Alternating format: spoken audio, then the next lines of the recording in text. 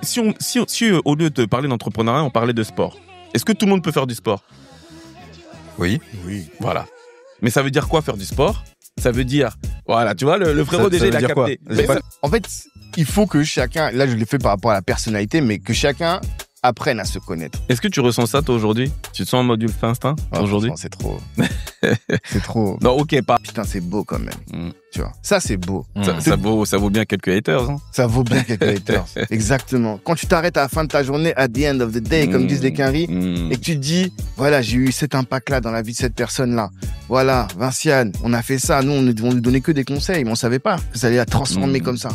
Et c'est incroyable. Et ça, pour moi, c'est une belle vie quand même. Mon truc. Et puis, plus j'ai avancé, plus j'ai compris que, en fait, je dis ça, mais quand je vois les sacrifices que ça me demande, ou que ça m'a demandé, mais quand je parle de sacrifice, on voit que la partie taf. La réalité, c'est que moi, à un moment donné, j'étais tellement bas que j'ai dû aller vivre chez un pote. Donc pour moi, l'entrepreneuriat, c'est la solution qui va régler les problèmes de la communauté. Du coup, ouais, ce week-end, j'étais à l'événement de Milly Antoui. Ah oui, ça. Voilà, qui faisait son événement par rapport à Clésis Junior. Elle m'a gentiment invité. Et déjà, un gros shout-out, hein, parce qu'elle fait vraiment du gros taf et je m'en suis rendu compte en live and direct. C'est beau de voir autant d'enfants inspirés et inspirants. Il y avait 700 personnes. Ouais. Franchement, c'était vraiment impressionnant. D'autant plus qu'il y a une membre de la Nekao School qui ouvre sa franchise. Ouais. Après avoir suivi la Nekao School, parce qu'elle a appris à optimiser sa gestion financière, on a le droit de s'en vanter. Non, franchement, ça fait plaisir. Non, mais parce qu'elle en a parlé publiquement alors que elle était pas obligée, qu'on lui a pas demandé. Ça m'a énormément touché, franchement. Donc, gros shout-out, Vinciane. Yes. Et on espère que avec ta franchise de Clésis Junior, tu arriveras à remplir et à amener ta mission là où elle doit aller. Hein. Clésis Argenteuil, je crois. Voilà, si on peut te donner un peu de force. Et il se trouve que là-bas, j'ai eu une conversation avec l'une des personnes qui a l'habitude de regarder nos contenus, que ce soit Ken Whittle, qui m'a même parlé aussi de Kalimandjaro. Et en ce moment, en fait, elle est en train de développer son activité. Je sais plus exactement ce que c'est, mais grosso modo, ça me faisait penser à quand moi, j'ai commencé et quand toi aussi, t'as commencé l'activité de CGP, où tu es là à appeler des personnes toute la journée. Et tu sais, c'est une phase toujours un peu compliquée de partir de zéro et de devoir construire ta base client sans aucune aide. Et elle dit qu'à la fois, elle est motivée par tout ce que peut apporter l'entrepreneuriat, mais qu'elle est aussi aujourd'hui face à... Voilà, c'est toujours une période un peu éprouvante où tu te remets en question, où tu te demandes est-ce que je devrais pas faire autre chose, etc. Et elle m'a fait comprendre que parfois, elle n'est pas forcément alignée avec ce que nous, on a l'habitude de dire sur nos podcasts, de parce qu'elle perçoit, parce que je suis pas sûr que tu seras d'accord avec ça. Mais moi, en tout cas, je me reconnais dans ce qu'elle dit. Elle trouve que on a tendance à trop mettre en avant l'entrepreneuriat et elle se demande du coup si parce que voilà, partant du principe que l'entrepreneuriat n'est pas fait pour tout le monde. Donc moi je voulais avoir votre avis par rapport à ça. Est-ce que selon vous l'entrepreneuriat est fait pour tout le monde ou pas? Ok. J'ouvre le bal. C'est une question qui m'a demandé des années de réflexion parce que pour le coup, je le dis aussi assez souvent. Moi, j'étais un ayatollah de comment dire, de l'entrepreneuriat. Ok. Pour moi, je comprenais même pas les gens qui se lançaient pas. C'est-à-dire, ça me semblait juste totalement ouf en fait. Et donc, moi, pendant des années, j'ai prêché que ouais, non, mais en fait, on doit pouvoir être indépendant. Tu dois pouvoir gérer et ton temps et tes revenus, etc. Bon, moi, c'était vraiment mon truc. Et puis, plus j'ai avancé, plus j'ai compris que, en fait, je dis ça, mais quand je vois les sacrifices que ça me demande ou que ça m'a demandé, mais quand je parle de sacrifice, on voit que la partie taf. La réalité, c'est que moi, à un moment donné, j'étais tellement bas que j'ai dû aller vivre chez un pote. Tellement j'étais à zéro. Et en plus, le pire, c'est que c'est avec le recul que j'ai pensé à ça. J'ai même pas fait les démarches pour avoir des RSA et tout. Pour moi, dans ma tête, c'est tu bosses, t'as de l'oseille, tu bosses pas, t'as pas d'oseille, tu vois. Et à ce moment-là, j'étais vraiment dans la mouise, voilà, pour rester poli. Et malgré tout, j'ai pas été chercher un travail. C'est-à-dire que j'ai réfléchi à comment me relancer au travers d'une autre activité dite entrepreneuriale, tu vois. Et c'est là que j'ai compris que, évidemment que c'est pas pour tout le monde. Parce que là, je parle du pire. mais tu as la réalité aussi qui tient à la fluctuation de ton chiffre d'affaires et donc du coup de tes revenus, tu vois. Et tout le monde n'est pas prêt en fait à accepter, à prendre cette instabilité. T'as des gens qui sont inscrits, on va dire, dans une vie quelque peu classique. J'ai mon compagnon, j'ai ma femme, mon mari, j'ai mes enfants, j'ai mon crédit. Et donc, quand tu rentres là-dedans, évidemment que c'est plus compliqué de s'allouer en fait à des activités qui peuvent t'emmener très haut parfois, mais ça, et c'est ce que tout le monde montre, mais aussi parfois très bas. Donc aujourd'hui, enfin moi, mon constat pour répondre précisément, c'est que non, c'est pas fait pour tout le monde. Tout le monde n'a pas la vocation d'avoir à se challenger tous les jours. C'est ça, hein, c'est se challenger tous les jours pour pouvoir réussir en fait à développer une activité. Et c'est encore plus vrai aujourd'hui dans la mesure où se lancer dans une aventure entrepreneuriale, c'est avoir une multitude de casquettes. Regardez la conversation qu'on a eue juste avant, on parlait de YouTube. Alors que quand tu es un entrepreneur et que tu travailles à l'acquisition client, tu dois être bon partout. Et quand je dis partout, ça concerne la communication, le marketing, l'acquisition client, la manière dont tu vas te présenter, donc la prise de parole plus ou moins en public, tu vois, que ce soit devant une caméra ou devant du monde, ça reste de la prise de parole. En fait, tu dois être bon dans énormément de choses, tu vois. Et encore une fois, tu as des gens qui n'ont pas forcément envie, tu vois, de d'ouvrir et de développer leurs connaissances à ce point-là. Et donc, ma conclusion, c'est ça, c'est que non, je pense franchement que c'est pas fait pour tout le monde. Tanguy. Moi, je suis aussi d'accord avec toi sur le fait que ce ne soit pas fait pour tout le monde, et ne serait-ce que parce que quand t'es entrepreneur, t'as besoin de salariés. Donc, t'es bien content qu'il y ait des gens qui aient choisi autre chose que l'entrepreneuriat. Et t'as pas que des freelances autour de toi, t'as des gens qui sont dans tes équipes, et tu t'appuies aussi sur des personnes qui ont besoin de quelque chose de stable et de carré. Mais là où j'ai envie de rebondir, c'est plus sur la question de savoir pourquoi est-ce qu'on met autant en avant l'entrepreneuriat. Purée, c'est ce que je voulais dire après. Mais comme j'ai parlé longtemps, j'ai laissé la parole. Mais t'as raison. Mais c'est pour mais ça. Bien sûr. Pour moi, c'est ça le vrai sujet. Bien sûr. Tu vois. Et c'est vrai qu'on veut pas complexer les gens. C'est pas le but de chercher à complexer les gens. Mais en fait, nous, à Black Network, on n'a pas toujours été sur l'entrepreneuriat. Au début, on voulait juste que les Noirs soient insérés professionnellement et prospèrent économiquement. Et donc, pour faire ça, finalement, c'est pas que les entrepreneurs. Mais à un moment, je sais pas comment c'est arrivé d'une manière assez frontale. Je me suis dit, mais en fait, c'est l'entrepreneuriat qui va régler nos problèmes. Pour de vrai. Et l'un des exemples que j'avais, c'est nous, je sais pas si vous avez vécu ça quand vous étiez plus jeune, mais être propriétaire, pour nous, c'était un truc de ouf. On voyait les Blancs qui étaient propriétaires, mais c'était le Renoir propriétaire, tu pouvais en compter un sur des centaines ou des milliers que tu connaissais, quoi. Et quand j'ai rencontré une entreprise qui s'appelle Banou Conseil, qui j'en avais entendu parler, mais ils ont œuvré pendant 10 cabinet ans. De courtage. Voilà, cabinet de courtage, et ils font aussi de la vente immobilière dans les FA. Et eux, leur but, c'était ça, c'était de dire, il faut que les Noirs accèdent à la propriété. Donc, ils ont eu toute la connaissance qu'ils avaient, ils l'ont mis au service de cette cause-là. Et finalement, ils ont accompagné, je crois, une centaine de clients. C'est-à-dire que grâce à eux, il y a plus de 100 clients qui, eux, avant, n'avaient pas accès à la propriété, qui maintenant ont accès à la propriété. Et donc, c'est parce que il y a un homme ou plusieurs hommes, plusieurs personnes d'ailleurs, qui se sont dit, je vais créer de la valeur, donc moi m'enrichir en réglant les problèmes que je vois au quotidien, ce qui est le travail d'un entrepreneur.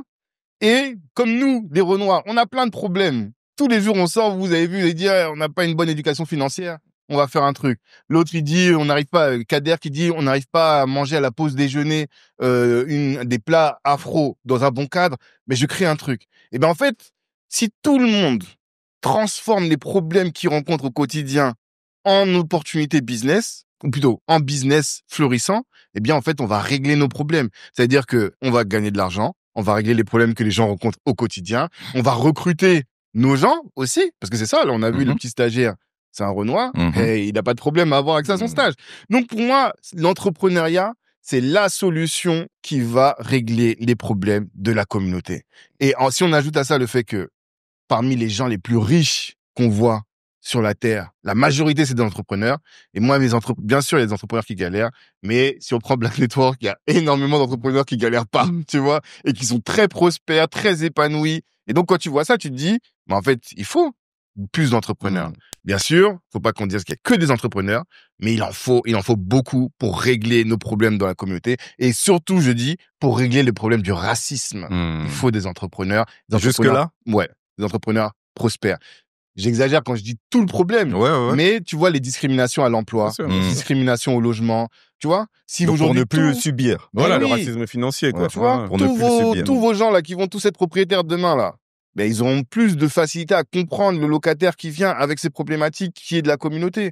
Tous quand on deviendra employeur, ça va régler. On avait parlé une fois des fonds d'investissement. Si demain on a tous des fonds d'investissement, on est tous prospères, on veut investir. Vous voyez, c'est ça dont je parle. C'est pas tout le racisme, mais c'est un certain racisme en tout cas. Ok. Bah pour une fois, alors c'est moi qui vais aller à l'encontre de tout ce qui est dit. Je vais manger la Suisse, mais moi je suis pas du tout d'accord avec cette phrase qui dit que tout le monde n'est pas fait pour être entrepreneur. Et je pense qu'elle est juste liée à un contexte réel dans lequel on vit aujourd'hui. C'est qu'effectivement, dans le monde, et je dirais encore dans le monde, pas tant que ça, en Europe, en France, il y a énormément de salariés. Et ce, depuis un certain temps. Je pense qu'on est à peu près à 90% de salariés dans ce pays. Mais je trouve que ça, quelque part, ça met en avant une chose. Je trouve que ça sacralise l'entrepreneuriat au profit du salariat, cette phrase. Comme si le salariat avait toujours existé dans l'histoire de l'humanité. Alors qu'il faut pas oublier que avant l'ère industrielle, ça n'existait pas, le salariat. Tu avais des artisans, des commerçants, des gens qui développaient leurs activités, mais le salariat n'existait pas en tant que tel. Donc le salariat, c'est juste un phénomène qui est lié à une façon dont fonctionne l'industrie. Aujourd'hui, est-ce qu'on peut dire que, au vu de comment les choses tournent, est-ce qu'on peut dire que le salariat, c'est vraiment l'avenir? Qu'aujourd'hui, il y ait plus de salariés, je peux le comprendre, puisque c'est toujours ce que le système a voulu mettre en avant. Mais là, on arrive à l'IA. Ça veut dire que tous les entrepreneurs, petit à petit, vont remplacer des êtres humains par de l'automatisation liée à l'IA. Qu'est-ce que ça fait des êtres humains qui vont rester? Tous ceux qui aujourd'hui restent dans le process du salariat sont amenés demain à avoir de grosses difficultés s'ils se remettent pas en question. Et donc, je pense que l'entrepreneuriat, ça peut être l'une des clés qui puisse permettre à ces personnes-là qui demain ne vont plus avoir le choix parce qu'ils se retrouveront au chômage, de pouvoir quelque part se réinventer. Sachant qu'être entrepreneur, moi, je le vois pas que comme un Elon Musk qui va développer son entreprise et la transformer en multinationale. Pour moi, l'entrepreneuriat, ça commence à, je sais pas, par exemple, nous, aujourd'hui, on a une assistante. Notre assistante, c'est pas notre salarié. C'est une indépendante et nous, on est son client. Et elle pourrait avoir d'autres clients comme nous, développer son activité comme ça, décider d'être aidée pour développer son activité en recrutant des gens, et tout de suite, ça devient une entrepreneuse. En recrutant des gens. Ouais. En recrutant des gens ou en mettant en place des process liés à l'IA pour se dégager du temps. Parce que un entrepreneur, c'est juste quelqu'un qui développe un système qui fonctionne. Mais il y aura de moins en moins besoin d'être humain pour ça, tu vois. Et je pense que tout le monde devrait adopter l'état d'esprit de l'entrepreneur, qui est de comprendre que ta vie, tu peux faciliter ta vie parce que ta vie, c'est un système. On en voit même les limites dans le monde de la finance quand je vois toutes les personnes qui prennent rendez-vous avec nous et qui se réveillent très tard, à 50, 60 ans, et qui nous font comprendre qu'elles se sont laissées un peu driver par le système, tu vois. Laissées driver par le fait que j'avais mon salaire, que j'étais tranquille, que je me posais pas plus de questions que ça, et arrivé à 50, 60 ans, j'ai rien mis en place et il me reste très peu de temps pour faire les choses, tu vois. Donc, je trouve vraiment que c'est dangereux, cette phrase qui dit que l'entrepreneuriat n'est pas fait pour tout le monde parce que ça sacralise quelque chose que tout le monde devrait adopter.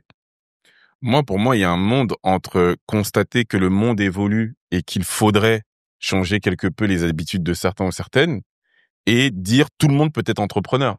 Je sais pas si vous voyez ce que je veux dire. Parce que moi, j'ai l'impression que c'est ce que tu dis et je suis complètement d'accord avec toi. Le monde, en fait, il est en train d'évoluer. Et donc, il faut que les gens prennent conscience que, de fait, peut-être la position dans laquelle ils sont aujourd'hui, il va falloir en fait se questionner profondément, tu vois, parce que en fait, t'as énormément de métiers, énormément de secteurs qui vont être challengés. Hein, ça, c'est évident, tu vois. Donc, pour moi, c'est clair. Est-ce que ça veut être pour autant dire que tout le monde peut être entrepreneur? Moi, je reste sur le fait que la réponse est non, parce qu'encore une fois, enfin, tu vois, par exemple, si au lieu de parler d'entrepreneuriat, on parlait de sport, est-ce que tout le monde peut faire du sport? Oui. Voilà. Mais ça veut dire quoi faire du sport? Ça veut dire, voilà, tu vois, le frérot déjà il a capté. J'ai pas capté. Ça veut dire la discipline, c'est-à-dire se lever, aller au sport, accepter que là, quand tu vas sortir de là, tu vas avoir des courbatures. Je parle de la personne qui débute, hein, des courbatures. Vous savez que ça, c'est le truc qui fait que les gens arrêtent très vite. Et c'est tellement vrai que c'est devenu un business model pour les salles de sport. Elles acceptent bien plus de monde que la capacité que pourrait contenir la salle. C'est bien pour dire que tout le monde peut faire du sport, mais tout le monde n'a pas la discipline de maintenir cette rigueur. On peut dire sportive. que tout le monde doit ou devrait faire du sport. Tu vois que là, déjà, la question, elle est différente. Parce que moi, encore une fois, je te disais, je vous le disais, j'étais un ayatollah. Pour moi, je pense que c'est... Bon, j'ai grandi dans un quartier. D'accord ? Quand j'ai essayé d'analyser quelque peu le monde avec mes petits yeux d'adolescent, j'ai compris que si je voulais prendre l'ascenseur social, il fallait soit que je chante, soit que je fasse du sport. Parce que sinon, j'étais cuit. Donc, c'est ce que j'ai essayé de faire. Je me suis mis à corps perdu dans le basket. Mon père, il m'a dit, tu te calmes, tu t'arrêtes tout de suite, tu dois aller prier et tu dois aller à l'école. Voilà, tu vois. Voilà ce qu'il m'a dit. Et ensuite, quand j'ai été un peu plus grand et donc libre de ce que je voulais faire, je me suis mis à fond dans la musique. La musique ne m'a pas accepté. J'avais peut-être pas assez de talent. Ce qui s'est produit, c'est que j'ai eu une chance incroyable. Quand j'ai découvert l'entrepreneuriat, je me suis dit, mais je savais même pas que ça existait, ce truc. Je savais pas qu'on pouvait être freelance, je savais pas qu'on pouvait être... Et j'ai passé des années à dire, mais les gars, par rapport à ce que tu as dit tout à l'heure. Et c'est pour ça que, d'une certaine façon, on insiste. Et moi-même, je vais, parce que je compte lancer ma chaîne YouTube là, je l'annonce en live in direct. Je vais lancer ma chaîne YouTube précisément. Je compte parler de ça parce que pour les raisons que tu as évoquées, en fait, on a besoin d'entrepreneurs et d'hommes et de femmes dans la communauté qui vont développer. Et un entrepreneur, c'est ça, créer de la richesse. On a besoin de ça. Créer de la valeur. Oui, de la valeur, donc in fine de la richesse, tu vois. Parce que de toute façon, tu peux rien faire sans argent, tu vois. Mais donc, ce que je voulais dire, c'est ça. C'est que tout le monde n'a pas la discipline. Tout le monde ne va pas avoir le... Mais est-ce que, sous prétexte que tout le monde ne le fait pas, on doit donc se dire que tout le monde ne doit pas? Non, mais en fait, c'est pas doit pas. Parce que oui, effectivement, on peut pas, de toute façon, on pourra jamais affirmer quelque chose qui n'est pas faisable. Je ne peux pas prendre les décisions pour quelqu'un d'autre.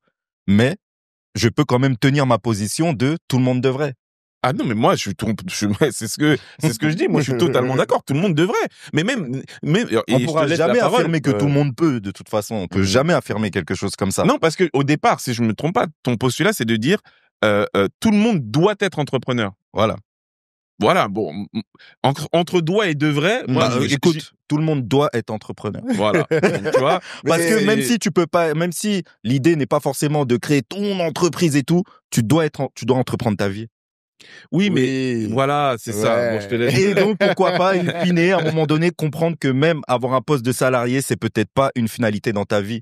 Et que le gros problème, c'est qu'on a tellement été conditionnés et habitués à se dire qu'on serait salarié jusqu'à la fin de notre vie, qu'on ne s'autorise pas à penser autrement. On réfléchit comme des êtres finis. La plupart des salariés réfléchissent comme des êtres finis. Parce que ça fait depuis 10, 20, 30 ans qu'ils sont dans cette vie-là. T'as le droit de te réinventer à un moment donné, surtout quand on voit comment le monde est en train de transmuter aujourd'hui. Nike, 2 milliards. LVMH, 7 milliards. Apple, 15 milliards.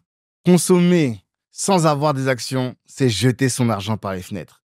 Et ça, c'est ce que vous apprend la Nekao School. Que vous soyez confirmé ou débutant, vous allez acquérir les connaissances pour avoir une épargne solide et pour faire quelque chose qui est fondamental, c'est-à-dire valoriser son patrimoine à travers 4 piliers. 1. Optimisation de tes finances. 2. Apprentissage du mode de fonctionnement des marchés financiers. 3. Compréhension de l'écosystème crypto. Et enfin, tout ce qui est lié à l'immobilier. Vous avez de la chance, vous êtes dans l'écosystème, vous êtes un auditeur du podcast Kalimandjaro. Vous avez, grâce à nous, une réduction de 10% sur la Nekao School. N'attendez plus, cliquez en commentaire et passez à un autre step, qui est celui de la valorisation du patrimoine. La communauté en a besoin.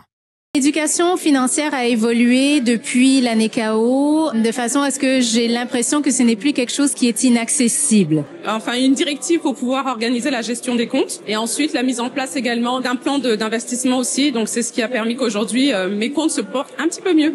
Je laisse le frangin répondre.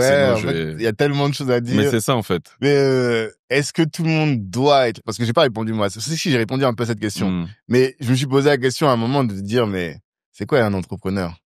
Parce que finalement, dans ce que tu dis, il y a plein de choses différentes, j'ai l'impression, tu vois.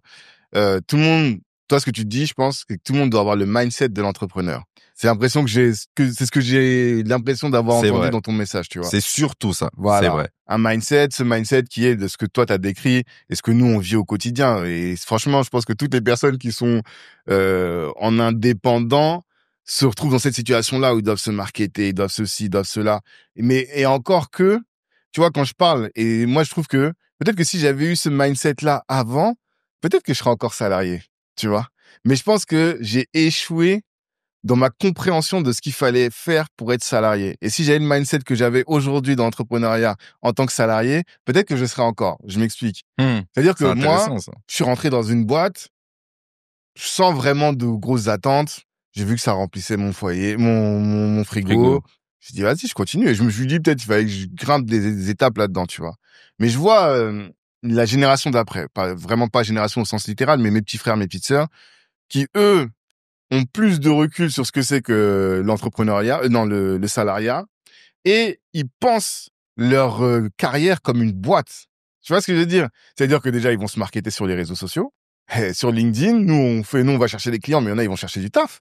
Ils ont des stratégies. J'ai fait un épisode comme ça avec Arthur Epassa, un de mes partenaires, et comment il gère sa carrière. C'est vraiment, il le gère comme une boîte. Comme un entrepreneur. Exactement. Donc, il entreprend sa carrière, il se market en interne dans son organisation pour faire en sorte d'être le mieux vu. Par exemple, il m'a donné un truc auquel j'ai jamais pensé, mais il dit, quand t'es salarié, ça sert à rien de faire toutes tes tâches. T'as une liste de 10 tâches. Tu dis ton employeur, qu'est-ce qui est stratégique dans les objectifs de ton employeur? C'est cette tâche-là. Ça sert à rien de faire les 10. Tu te concentres sur la tâche qui va être game changer. Et t'as ton gars à côté, lui, il est là, il se bat, il fait tout, il est là, mais il avance pas. Alors que toi, t'as juste trouvé la stratégie pour ton employeur pour faire en sorte de le faire savoir et le savoir-faire. Tu vois, tout ce que nous, on dit, tu vois. Tu te fais accompagner, tu te fais coacher. Mais en fait, ces gars-là, là, ils font des carrières de ouf. Moi, j'ai un gars, je vais pas le citer, il gagne 1 million d'euros par an de salaire. Tu vois ce que je veux dire? Il gagne 1 million d'euros par an de salaire. Il est arrivé à un poste à 39 ans, ce poste-là. Normalement, tu y arrives quand t'as 50 ans. Tu vois. Et on était là à un dîner, on lui dit, mais attends. Et en plus, c'est un Renoir. Et en plus, il a pas fait une école de ouf. Tu vois. Et on lui dit, mais comment t'as fait pour arriver là? Il dit, dès le départ de ma vie, je me suis organisé comme un sportif de haut niveau. Tu vois. J'ai bossé comme un sportif de haut niveau et j'ai développé mon réseau dans les boîtes. Et aujourd'hui, je te dis, quand tous les gens, quand ils savent que lui, j'ai dans mon carrière adresse, c'est que je vends des choses juste en disant que lui, c'est mon gars. Je sais pas si tu vois ce que je veux dire. Mais c'est un salarié. C'est un salarié. Donc, là où je te rejoins. Mais je suis sûr qu'il développe son patrimoine aussi. Il gère sa vie comme si c'était une entreprise. Non, parce qu'après, entrepreneur, investisseur, c'est des choses différentes, tu vois. Il faut être un entrepreneur, faut être un salarié, faut avoir un mindset de, tu vois, c'est tout ça, des choses très différentes. Mais ça montre que c'est plus complexe. Et l'autre sujet, moi, que j'ai envie de savoir, c'est parce que freelance, est-ce que c'est entrepreneur? Artisan, est-ce que c'est entrepreneur? Dirigeant de boîte du CAC 40 que t'as créé, est-ce que t'es un entrepreneur? Enfin, tu vois, il y a plein de réalités très différentes là-dedans. Et quand tu les regardes, moi, je vois mes gars qui sont des freelances, mais ils se disent, oui, entrepreneuriat, et gros, t'es un super salarié, en fait.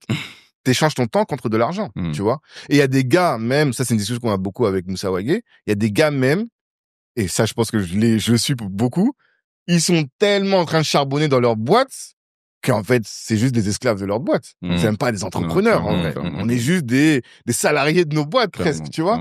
Donc, pareil, il y a plein de réalités différentes. Certains artisans. C'est ça excuse-moi. C'est pour ça que je dis, en fait, c'est très compliqué. Je pense même que, en vrai de vrai, parce que moi, j'aime bien poser des sujets comme ça clivants, mais peut-être qu'il faut même pas opposer salariat et entrepreneuriat, puisque tu peux être les deux en même temps. La chose que je voulais mettre en avant, c'est que j'ai la sensation juste qu'on sacralise l'entrepreneuriat et qu'on normalise le salariat, et que ce sont des choses qu'il faut quelque part savoir remettre en question, surtout quand on a une lecture un peu plus large où on prend plus de recul.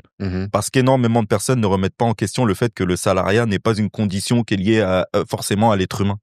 C'est juste une façon de travailler qui existe dans une période de l'humanité, qui est liée à la période de l'industrialisation, etc., mais qui est amenée à disparaître et qui va disparaître beaucoup plus rapidement que ce qu'on ne le pense. Je pense que surtout pour les personnes qui sont de notre génération, ça va vraiment disparaître très violemment et on sera encore en vie pour voir tout ça. Donc, commençons à essayer de nous imaginer autrement et ne partons pas du principe que ce n'est pas forcément fait pour nous, parce que beaucoup de personnes, selon moi, et je pense même que, tout le monde pourrait adapter le comportement d'un entrepreneur. Tout le monde devrait se comporter comme un entrepreneur. Pourquoi ? Parce qu'un entrepreneur, pour moi, c'est quelqu'un qui investit sur lui. On peut dire même un sportif de haut niveau ou quoi, mais c'est quelqu'un qui a compris que son plus gros actif, c'est lui-même. Et si tu es endormi et que tu n'investis pas sur toi, donc investir sur toi, c'est autant les conditions physiques que te former, te remettre en question, essayer de faire de nouvelles choses. Si tu n'as pas cet état d'esprit-là, tu risques de te faire boire dans le monde, par rapport au monde dans lequel on arrive, quoi. Non, mais ça c'est clair. Je pense que c'est important d'avoir à signifier qu'il faut arrêter avec cette comparaison salarié-entrepreneur et ne pas sacraliser l'entrepreneur, même si je comprends pourquoi est-ce que c'est fait. On est dans une hype de ouf avec cet entrepreneuriat. Ça fait toujours classe de dire voilà, je suis CEO de trucs. Bon, ok, mais précisément, effectivement, t'as moi je dirais salariés de luxe, ou je sais pas comment on dit, mais t'as haut de gamme qui effectivement sont extrêmement structurés et dans la vision qu'ils ont de leur carrière et dans la manière dont ils ont à gérer leur vie. Et comme tu vois, de la même façon qu'il y a différentes typologies, on va dire ça comme ça, d'entrepreneurs, de la même façon, tu as différentes typologies de salariés. Tu vois, sans offense, hein, tu vois, mais parce que j'y ai travaillé moi-même.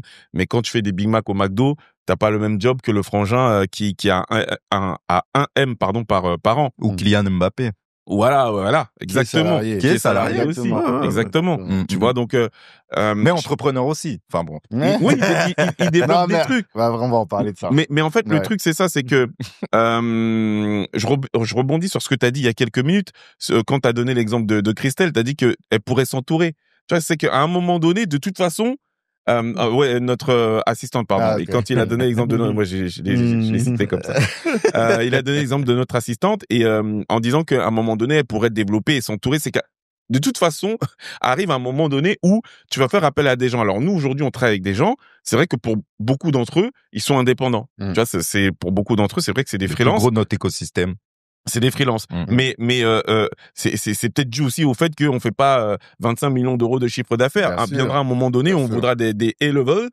Et c'est les gens, même quand on évoquait le fait, pourquoi pas un jour de faire appel à un CEO, le gars, il va pas venir en freelance, ça existe pas. Ouais. Il va falloir mettre un vrai billet. Et le mec sera salarié. Tu vois. Donc, il faut vraiment, par contre, j'aime beaucoup ce que tu dis quant au fait d'avoir le bon état d'esprit, le bon mindset. C'est ça. Et c'est quoi le bon mindset? C'est comprendre qu'on est au 21e siècle, qu'il y a des opportunités qui sont en train de s'ouvrir. Je parlais là de la dernière version là de Google, la VO3. Je sais pas si vous avez vu, qui crée qui fait des films.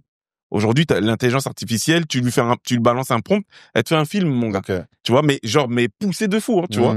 Et donc, c'est en train de tout péter. La Google, ils ont mis vraiment une gifle la semaine dernière. À l'œil nu, tu vois même pas que c'est très grave. L'intelligence artificielle. C'est vraiment très, très grave. Tu pourras faire des podcasts. Ouais. Où créés par des potes. Ouais. Tu vois. Et ça va vraiment loin. Tu vois, j'ai déjà vu la version audio. Ils font déjà ça sur de l'audio. Tu vois, sur le visuel, ça y est, c'est. Je savais pas pour. C'est pas encore ouvert en France, mais aux États-Unis, il est déjà distribué. Et du coup, j'en parlais sur mes réseaux en disant ouvrons les yeux.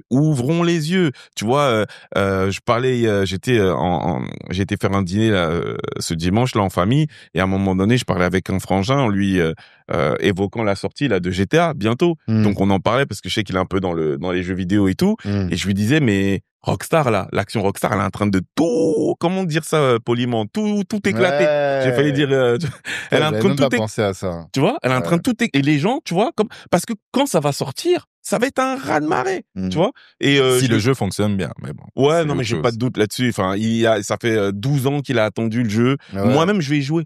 Alors que ça fait je sais pas combien d'années que j'ai pas touché. Moi, c'est pour ça que j'ai pas de PlayStation. Hein. Moi, je vais y jouer. C'est trop dangereux pour moi. C'est obligé. GTA, ça a toujours été mon jeu, tu vois. San Andreas, San Andreas, c'est quelque chose. Hein. C'est quelque chose. Et là, en plus, tu vois, apparemment, ils vont intégrer, tu vois, de la blockchain et tout pour que les gens puissent échanger des armes, des voitures. Ça va être incroyable.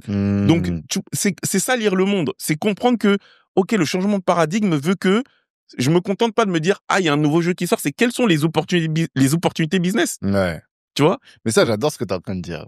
Et parce que franchement, c'est là où votre rôle il est fort. En tout cas dans votre sujet, tu vois.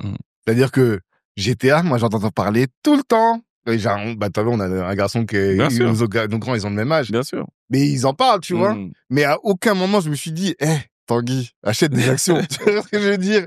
Alors qu'en réalité, c'est le moment, enfin, moi, c'est pas moi qui vais faire des conseils en finance, mais en fait, il y a un sujet. Si on y croit, en tout cas. Merci. Si on voit les comment ils appellent ça, les signes mous, les signes faibles, forts. Pour le coup, là, il devient fort. Effectivement. Mais on a vu des signaux, en tout cas, qui font que potentiellement, il y a un truc qui va jouer là. Si tu y crois, et encore pire, si tu consommes. Voilà. Moi, c'est Oussama Hamar qui avait dit ça un jour. Il avait dit, moi, ce que je fais en termes d'investissement, tout ce que je consomme en général et que j'aime beaucoup, je vais investir dedans, prendre des actions, comme ça, au moins. Mais toi, tu le dis souvent, ça aussi. Mais tout le temps, et c'est pour ça, t'as tellement de gens qui disent, moi, franchement, je comprends rien à la finance. Je comprends rien à ce monde-là. Je sais pas comment acheter un bon actif. C'est surtout dans le monde féminin, tu vois.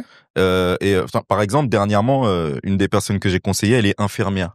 Et elle dit que, franchement, pour elle, elle comprend rien, etc. Je lui dis, mais dans ton quotidien, tu utilises quoi pour soigner tes clients? Des médicaments? Enfin, il y a bien des trucs où tu sens très bien, enfin, tu connais certaines entreprises qui fonctionnent bien dans le monde pharmaceutique. Donc ça fait de toi forcément quelqu'un qui s'y connaît beaucoup plus sur une entreprise que quelqu'un qui n'est pas du tout dans l'industrie pharmaceutique.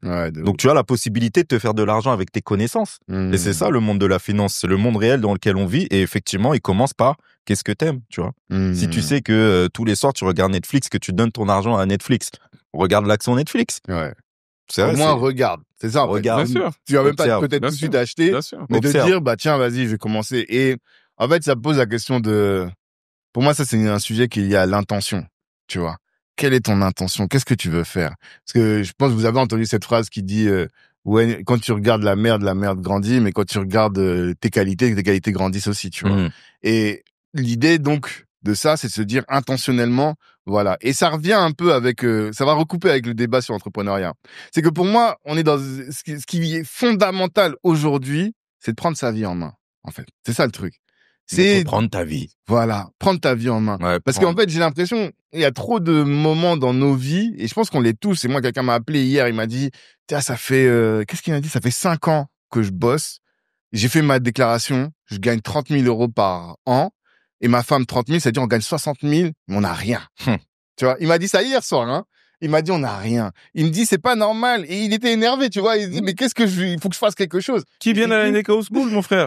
Ça, c'est encore un autre problème. Parce que je lui ai dit d'abord, j'ai dit, mais la première question que tu dois te poser, c'est, OK, t'as rien fait pendant les 5 années qui ont précédé.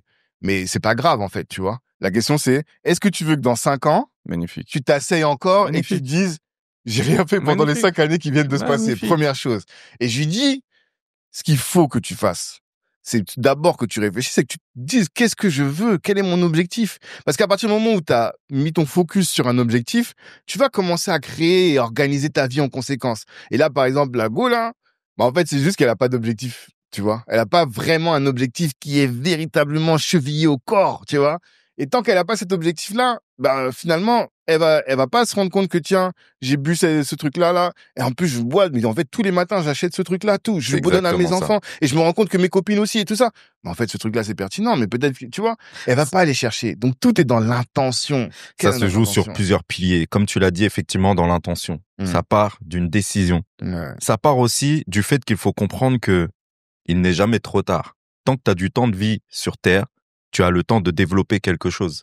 Même si tu as 50 ans, 60 ans, si on se fie à la moyenne de vie d'un être humain sur Terre qui est de 85 ans, quand tu as 60 ans, il te reste potentiellement 25 ans de placement. T'imagines tout ce que tu peux faire en 25 ans? Tu peux plus prendre de crédit, c'est ça le problème. Oui, tant mieux. Ça va te pousser à développer autrement. Il n'y a pas que le crédit dans la vie. C'est un bon levier, mais il n'y a pas que ça. Donc, comprendre que tu as le temps. Et vraiment, tu t'as tout dit, hein, la prise de décision. Sachant que ça part du fait que si aujourd'hui tu ne connais rien, intéresse-toi à ce que tu ne connais pas. Sois curieux. C'est la base d'un investisseur, de quelqu'un qui entreprend sa vie, c'est d'en revenir à une certaine humilité. Tu ne maîtrises pas tout. T'as 60 ans, t'as 50 ans, t'as 30 ans, t'auras toujours de nouvelles choses à apprendre. Essaye de t'orienter ou simplement de commencer par YouTube, tu vois. Regarde comment est-ce que d'un point de vue assez basique, tu peux t'initier à ce monde. Mais du coup, je vais poser une question et peut-être, je sais pas si tu voulais rebondir, mais il y a beaucoup de gens même qui sont là et qui se disent, mais je commence par quoi? Je fais quoi? Je sais même pas comment chercher ce qui me plaît, moi. En fait, ils ont envie peut-être de se fixer des objectifs. Tu sais, même se fixer un objectif, parce que tout le temps, les gens du développement personnel, ils disent oui, un objectif, faut qu'il soit carré, faut qu'il soit vraiment précis, que tu le vois vraiment. Il y a des gens qui arrivent pas. Qu'est-ce que vous leur répondez à ces gens-là? Qui, pour eux, ils essaient de voir, mais c'est flou. Déjà, je pense que c'est très important d'entendre que les écoutilles doivent être ouvertes. Qu'est-ce que je veux dire par là? La réalité, c'est de se dire déjà, OK, partons du principe que la personne, elle n'a pas d'oseille. OK, en tout cas, qu'elle considère ne pas avoir d'oseille. Parce qu'elle travaille, mais elle a des charges qui font qu'elle considère qu'elle n'a pas d'argent. OK? Cette personne-là, quand elle aura fini sa vie, elle aura gagné entre 1,2 à 1,6 million. OK. C'est-à-dire, cette personne qui est en train de dire qu'elle n'a pas d'argent, quand tu fais le calcul en moyenne, hein, de l'ensemble des revenus qu'elle aura générés pour elle, elle sera bien au-delà du million d'euros. Tout le monde meurt millionnaire. Déjà, en fait, déjà, quand tu pars de ça, tu te dis, OK, donc ça veut dire que techniquement, si j'ai plus d'1 million d'euros qui me passe entre les mains, c'est la question que le frangin, qu'est-ce que j'ai fait de ça? Qu'est-ce que je fais de ça, tu vois? Et à partir du moment où tu te poses cette question-là, Loïc vient de le dire. En fait, on peut pas dire qu'on n'a pas accès à l'information. Et t'as deux typologies. Et c'est là que je reviendrai sur le débat qu'on a eu la dernière fois sur les comment on appelle ça là, les vendeurs de formation, les infopreneurs ou pas, tu vois. Mais t'as deux façons de faire. Soit tu vas te former. Aujourd'hui, on a accès, t'as le monde dans ta poche. Donc, tu fais des recherches. OK, comment est-ce que je fais je sais que, combien est-ce que je vais gagner? Tu mets ton salaire, comment est-ce que je vais gagner d'ici la fin de ma vie? T'as même pas besoin, tu demandes ça à une intelligence artificielle, etc. Ouais, vas-y, je t'en prie. Non, je te laisse terminer, mais... Voilà. Et une fois que t'as l'information, OK, comment est-ce que je fais pour commencer à déjà créer mon épargne dite de sécurité et ensuite commencer à investir? Et franchement, honnêtement, vu de l'extérieur, ce monde financier paraît hyper complexe. Parce qu'il y a un lexique particulier, parce que les gens, en fait, à partir du moment où tu pars du principe que tu ne vas pas comprendre, ben forcément, tu t'y intéresses pas. À partir du moment où tu considères que c'est complexe, forcément, tu t'y intéresses pas. Mais comment ne pas s'intéresser à l'argent? Ouais. Mais justement, en fait, ces gens-là, et je vais encore reposer la question pour aller peut-être un peu plus en profondeur encore. C'est que moi, je suis d'accord avec tout ce que tu dis. Mais, en fait, il faut qu'il y ait quelque chose avant encore tout ça. Tu vois? Un déclic. Oui. Tout à l'heure, on parlait de la mégalomanie. Mais en fait, les gens qui sont mégalos et qui réalisent des grandes choses, ils ont quelque chose qui les rend mégalos et qui les pousse pour aller chercher et qui les pousse à se former. Et peut-être chacun de nous dans nos vies, ou pas, mais il y a un truc qui fait que on s'est dit, faut que je me prenne en main, tu vois. Et quand tu as décidé de te prendre en main, là, tu vas aller chercher et tout le reste, tu peux le faire. Mais la question maintenant, c'est comment est-ce que tu crées ce déclic quand t'es là et t'es dans ta vie? Tu vois, tout le monde le voit. T'as dit, l'information, elle est partout. Tout le monde le voit. Tout le monde voit nos vidéos. Tout le monde, ouais, bon, ça passe. Comme tout, tu vois. Mais qu'est-ce qui fait que tu vas te dire, vas-y, je vais aller au sport. Ce matin, je regardais une vidéo d'une meuf. Elle était obèse et tout. Elle regardait ses vidéos, elle a fait des belles vacances à La Réunion, mais elle n'arrive pas à regarder la vidéo parce qu'elle était trop obèse, tu vois. Et qu'elle se disait, mais je peux pas. Et donc ça l'a aidé à se mettre, et là, tu regardes, son déclic. Bah, rien à voir, tu vois. Elle est bien, quoi, tu vois. Et je me dis, et beaucoup de gens se posent la question de comment créer ce déclic. Pour moi, c'est ça la question. Pour moi, c'est la seule chose pour laquelle il n'y a personne d'autre que toi qui peut activer ce bouton qui est la prise de décision. Tout à fait. Dire que je dois changer quelque chose. Ça commence par là. Et dès lors que tu en es à ce niveau-là où tu te dis je dois changer quelque chose, comprendre que tu dois quitter le système de pensée dans lequel tu étais, ça veut dire je comprends rien, c'est pas fait pour moi. Il faut effacer de ça de ton cerveau et commencer avec la plus simple des questions. Comment je peux faire pour améliorer cet aspect de ma vie? Et effectivement, tu peux le taper sur Google, tu peux le taper sur ChatGPT, tu peux demander à un ami, ça commence par là. Et au fur et à mesure que tu rentres, tu creuses et tu développes avec toutes les informations qu'il y a autour de toi. C'est ça. Soit donc tu fais tes recherches, soit à un moment donné tu te fais aider. C'est pour ça que je parlais des infopreneurs. C'est qu'à un moment donné, ce déclic, il va peut-être venir, enfin, peut-être pas le déclic, en tout cas, l'apprentissage et la connaissance. C'est ce que tu viens de dire. Voilà. Non, mais parce c'est que là, important. on n'a pas répondu en vérité. Voilà. Parce que le déclic? Parce que pour c'est moi, personnel. Ouais, parce que pour moi, le déclic, de mon point de vue, hein, tu vois, quand t'as posé la question, ça m'a rappelé, ce par quoi je suis passé, tu vois. Mais chacun à son déclic, en fait, de par son parcours, c'est comme ça. Moi, je sais que, ce que je pense, après, je vais répondre peut-être sur le plan personnel, c'est que le déclic, il vient à partir du moment où tu sais que la plaque là, elle est chaude et quand tu mets ta main, tu peux te brûler. T'as vu quand les huissiers viennent chez toi, quand t'as ton banquier qui t'appelle tous les jours en te disant mais madame ou monsieur vous êtes à moins de trucs, tu vois, quand t'es fiché Banque de France. En fait ça c'est des choses. Enfin soit tu les passes et ok, soit à un moment donné tu dis hey, je peux plus en fait, tu vois, parce que là on est en train de parler d'argent, tu vois. Ça peut être tu parlais de la condition physique, ça peut être n'importe quoi. C'est quand tu te fais mal, tu dis hey, je veux plus jamais ressentir ça, tu vois. Et moi à titre personnel, je sais que il y a eu un moment donné, à la maison, le soir, le dîner, ça a été des cacahuètes grillées. Ma mère, elle a pris, à l'époque, c'était les gazinières, là, elle a pris une plaque chaude sur laquelle elle a mis les cacahuètes, elle a grillé, elle nous a donné, c'était le dîner. Après, elle a dit, bonne nuit. Tu vois? Et c'est pas arrivé qu'une fois, tu vois? Et ce genre de choses, tu te dis, et en plus, le lendemain, tu vas à l'école. Moi, j'étais dans un collège un peu bourgeois et tout, mes parents avaient fait le nécessaire. Et tu vois bien que, tu vois, t'arrives à la récréation à 10h, je sais pas si vous aviez ça. À 10h, il y avait le boulanger qui venait et qui vendait des pains au chocolat, des trucs et tout. Tout le monde court pour aller acheter son pain au chocolat puisqu'ils ont l'argent de poche. Toi, t'as pas d'argent de poche. Donc, qu'est-ce qui se passe? À ce moment-là, t'as vu, t'es le gars du quartier, tu commences à menacer les gens, tu dis, hey, donne-moi, tu vois ce que je veux dire. Mais voilà, je veux pas dire, voilà ce que, c'est de ça dont Copé parlait, des voleurs de pain au chocolat. Les voleurs de pain, c'était moi. Il parlait de moi parce qu'on lui avait rappelé un mec, tu vois ce que je veux dire, c'est que après, tu fais des trucs bizarres, mais évidemment que c'est mal. Mais ce que je veux dire, c'est que tout ça, ça te met dans une condition, tu te dis, mais je veux jamais, moi, j'ai accepté des choses même des amis me disaient, mais comment tu fais? Tu vois, tout à l'heure, Loïc, il parlait du métier qu'on a fait. J'ai vu des gens rentrer dans le staff, un gars qui a fait, mais un pétage de plomb le jour même, mec. C'est-à-dire, le jour où il est rentré, le jour où il m'a pété les plombs. Parce que tous les jours, t'es au téléphone, les gens te disent non. C'est sûr. Les gens te disent non. Donc, tu te dis, et ça, en fait, c'est quand tu n'as pas le choix. Tu te dis, hey, je fais ça là, parce que je dois aller. Tu vois? Et donc, le déclic, effectivement, il est personnel. Tu pourras jamais sauver quelqu'un qui ne veut pas être sauvé. Ouais. Qu'est-ce que tu veux lui dire? Non, mais c'est qu'il y a des gens, en fait, c'est ça, c'est qu'il y a des gens, peut-être, est-ce qu'on veut dire qu'ils se mentent à eux-mêmes? Oui. Dans le sens où ils disent qu'ils veulent être sauvés, mais en vérité, ils n'ont pas encore touché le fond, ils n'ont pas encore eu ce déclic-là. Je pense même que parce qu'ils ont touché le fond, ils sont dans le fond. Mais ils ont pas conscience. Ils sont endormis. Ouais. Et tu peux pas réveiller quelqu'un. La personne, à un moment donné, c'est soit elle se réveille toute seule, ou soit c'est la vie qui secoue tellement la personne que automatiquement elle se réveille. Mais on peut sensibiliser, on peut tout faire pour que dès lors que la personne commence à s'éveiller, elle puisse avoir les éléments qui vont lui permettre de s'élever. Mais tu peux pas réveiller quelqu'un qui décide de rester dans son lit à dormir. C'est pour ça qu'on dit aide-toi et le ciel t'aidera. Exactement. Mais peut-être que le simple fait que la personne commence à se poser la question, oui, c'est qu'elle se dise, mais elle se dit, ah, tu vois, elle est dans ce processus-là. Exactement. Mais donc, après, la question, c'est qu'est-ce qu'on fait?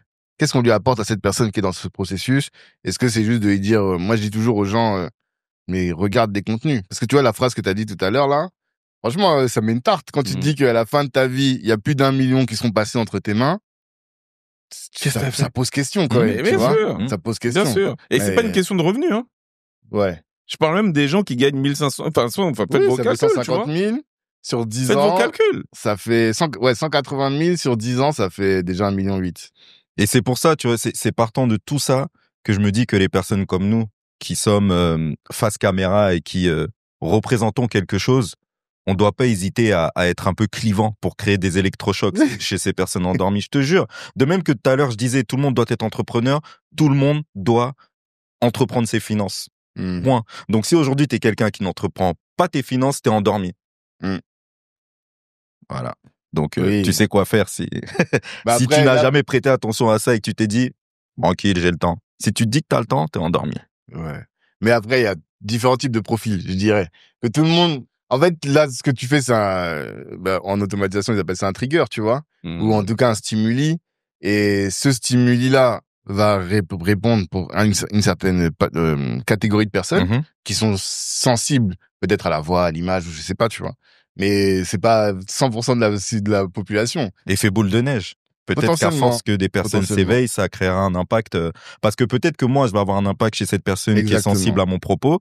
Cette personne va changer de comportement et donc ça aura une influence sur des personnes autour d'elle. Tu vois, c'est un peu les intérêts composés de la vie. Hein. Ah, c'est intéressant ça. Les intérêts composés de la vie, c'est intéressant. Mais c'est vrai, les intérêts composés, c'est un concept universel à la base. Ça ne concerne pas que les finances. Ouais, c'est vrai. Ça concerne absolument tout. C'est vrai, c'est vrai. En tout cas, intéressant. Est-ce que vous pensez qu'on a fait le tour du sujet? Ouais, je pense. Ouais. Je pense. Hein. Un truc qu'on n'a pas dit et sur lequel je voulais revenir quand même. C'est difficile parce que l'évoquer, c'est un peu s'envoyer des fleurs. Mais tout à l'heure, t'as dit un mot, je sais pas qu'est-ce que t'as dit, mais qui m'a fait penser à ça. Je l'ai même noté dans mon téléphone, j'ai noté le mot impact, tu vois. Et pourquoi est-ce que je parle de ça? J'ai fait un call, parce que moi, je suis en mode prospection en ce moment, donc je fais des calls vraiment à tout le monde. Et j'ai fait un call avec un gars et tout, et il m'expliquait, il me disait, Tanguy, je pense que vous n'êtes pas conscient de l'impact que vous avez sur la vie des gens. Nous, on voit beaucoup les haters. Ceux qui viennent et quand on fait un post et ils t'envoient des scuds dans la tête, tu vois. Et je vois même dans des groupes WhatsApp, des fois, il y a des groupes WhatsApp, je quitte parce que je vois les gens, ils sont pas positifs. Mais il y a lui, ce qu'il m'a dit, il m'a dit, en fait, les contenus qu'on regarde, il a parlé des funérailles des tabous, il a parlé de Herman, tout ce qu'il fait sur la prise de parole en public, il parlait de Kalimandjaro, de tous les trucs, il dit. De Can We Talk. Ouais. Bien sûr. Mais parce que pour moi, tous on est dans la même dynamique, tu vois. Oui. Et il a dit, ça a un impact considérable sur la vie de certaines personnes. Et oui, voilà, je sais pourquoi j'ai commencé à parler de ça. Parce que vous avez parlé de Vinciane Julien. Non, pas Julien, Vinciane. Vinciane. Pénélope, son nom de famille, c'est ouais, c'est ça. Exactement. Ouais, voilà, Vinciane. Et en fait, vous créez du contenu, vous accompagnez les gens, ça transforme la vie des gens. Et on s'en rend pas compte, tu vois. Il y a mon gars là, Mickaël Ledoux, je sais pas si vous connaissez. Oui, bien sûr. Franza Coto. Ouais, sûrement t'as dû voir son podcast et même il crée beaucoup de contenu. Et lui donc il a créé des franchises de son truc, de sa boîte. Sa boîte consiste à vendre des voitures d'occasion, tu vois. Et il a aujourd'hui plus de franchises que Volkswagen, je crois, tu vois, pour te dire tellement il en a partout.